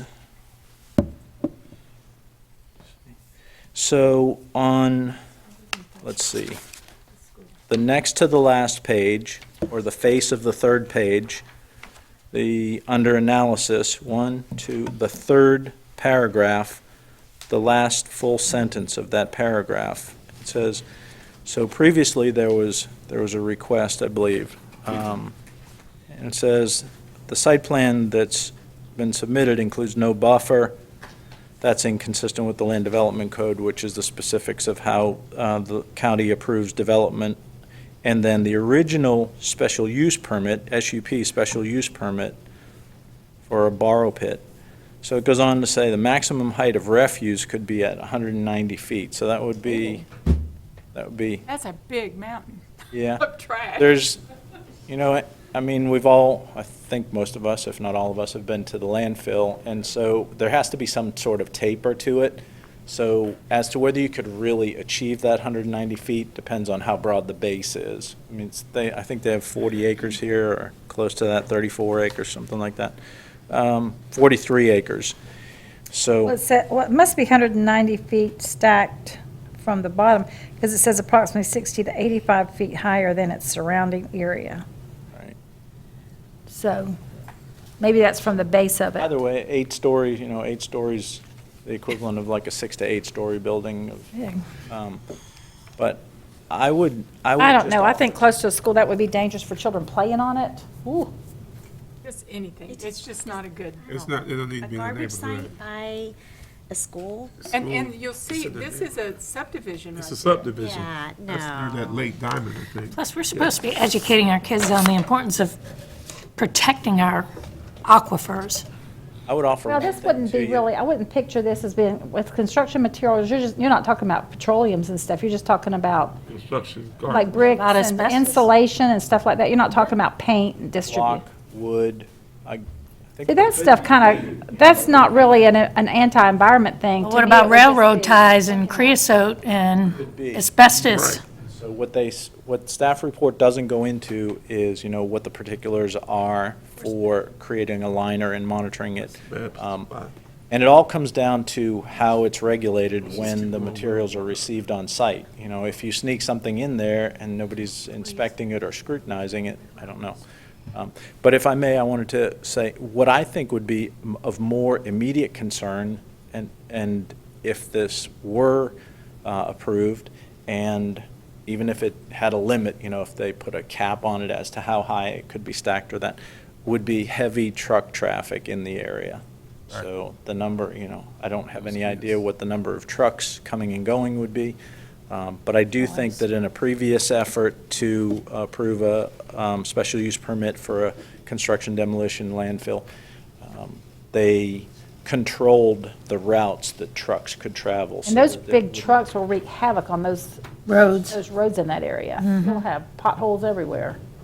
So last thing I'll say is that, I'll track this when it comes to the county commission, and so I'll also follow up and get the specific date, and I can let everybody know. Well, because I think it would be important, Ms. King, that you and maybe me be there to present this resolution at that meeting. Yeah. When is it? You don't know, is the end? They haven't set it. Okay. They haven't set the date. So keep us abreast of what comes of that, and Mr. Gibbs will create that resolution. And I have a That sample letter. just for looking at. You guys can come back and let me know what you think about it. I'm with you. I think the truck traffic probably is the thing we could stand on. There are walkers in that area to that school. There are walkers from the neighborhood. And I think truck traffic would be more scary to me than a mountain of concrete block. But I think the truck traffic would be a very big concern with the walkers to and from that school. It's not a good fit for that neighborhood. And it was never intended to be that anyway. It's just a, Well, right now, I think those caverns, I think motorcycles, those dirt bikes are all up and down and through there. I've seen them. Kids are using it for play. And those, and they're having a fun. bit peculiar, the reason I started off with, the original plat and the planned unit development, they identified the area as being industrial, and then immediately across the street from this industrial area, they had residential lots. It's just odd. Honestly, if they just wanted to fill the holes up with construction debris and make it flat and be done with it, just to close the holes up, that I wouldn't have a problem with that. But the fact that they want to mound it up and it's just going to be an eyesore and. Well, that may be the sort of thing. So if this land use change is approved, and then it comes to that, then there's another opportunity to go back, and what the staff will do then is make recommendation for conditions that control it, such as you need to follow this route with trucks entering and exiting, and also some sort of limitations, and they will weigh that out. That may be an opportunity to again go back, as Mrs. McCall was suggesting about, go and present the resolution, but at such time when the special use permit, which would be the process, comes up, go and monitor or pay attention to whatever the conditions are. It's kind of an eyesore anyway, and if they just would fill those holes up and sod them, I mean, I wouldn't have a problem with Depends on what construction they're filling debris it up going in with. an empty hole, but when they want to mound it up and make it into a big eyesore, no. Mines typically have a reclamation plan. They have to have a reclamation plan for what happens, how they close them out. They estimate how much volume they put in it, and then how they would close it out. How do they usually do that historically? Like you've seen the reclamation plans. Well, how do they normally close them up? Comes a lake, or they backfill it. Because, I mean, they're just open, these caverns are just open out Oh, there. well, okay, so you're talking. So what's their normal plan? Rock mine where there's water, and I'm talking about like a sand mine where where they don't go down below the water table. Mhm. So then they would just. They're just allowed to leave them open cap like it, that? Yeah, dress it off a certain way with certain materials and replant it so that it looks as nice as possible. Yeah. Okay, thanks. Thank you. Anything else, Mr. Gibbs? We're good. Ms. McCall? Just two things. A reminder that we have our master board training September 9th, which is Monday, at Center State Bank, same place, 9 o'clock. we need to schedule a workshop, a separate workshop, Kelly, for our strategic planning session. So we need to do a special date just to look at the strategic plan. Did we make our benchmarks and where we want to set them for this coming year? So we need to pull out our calendars. And it has to be, what, at least 10 days out, Mr. Gibbs? Yeah, you have to advertise, so whatever Elena would need to get it in the paper. 10 days.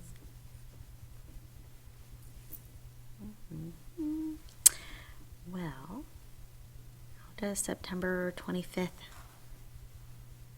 look for everyone? It's fine with me. Works for me. When September 25th, Wednesday. September 5th. Or we could do Monday, the 23rd.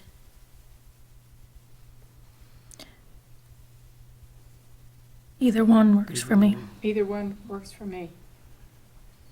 Either one's good for me. Which would you prefer, Ms. King? I'm good. How about, let's just do Wednesday, the 25th, At Okay. 9? What time? 9 a.m. That way it gives us enough time to...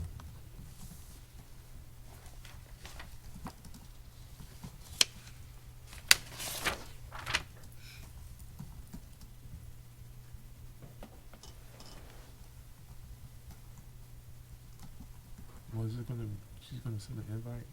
Yes, sir. I'll send Send us you. an invite. How long do you think it will take? I would think if we have a couple of hours, Dr. Grantham's got staff and getting it all together now, so we should have that. Dr. Mayor, can you let Dr. Grantham know we'd like to do that and have all the information? So I would think 9 to 11, we should be good. Thank you. Anything else? No, that's it, thank you. Miss Stacy? Good. Ms. Thur? I'm good. Mr. Cummings? Good. Our ICROC committee was supposed to be Yeah. yesterday or the day before, and it didn't.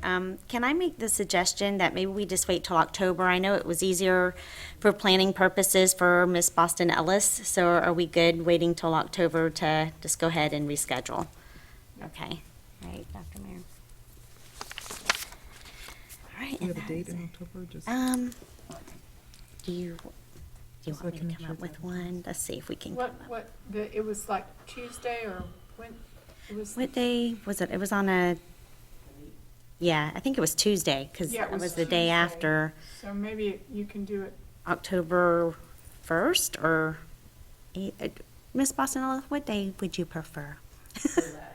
The latter, so that later in October, so like October about 20, oh, what were we going to say? 15th? We don't- 15th? October 15th, is that good? Okay. Tuesday, October 15th. At what time? And that's, I believe, is it 5:30? So in the past, only one board member has been able to be there, correct, Mr. Gibbs? They're all advertised. So- I would, if the board wants to attend, I would put that in the ad. The board members will be in attendance. This is the first one. Okay. Probably the first one, we should be there, okay? 2 meetings, I think you'll still have your organizational meeting and then you'll have the regular meeting. Yes. Or they'll have it, we won't, At 5:30? 5:30. 5:30.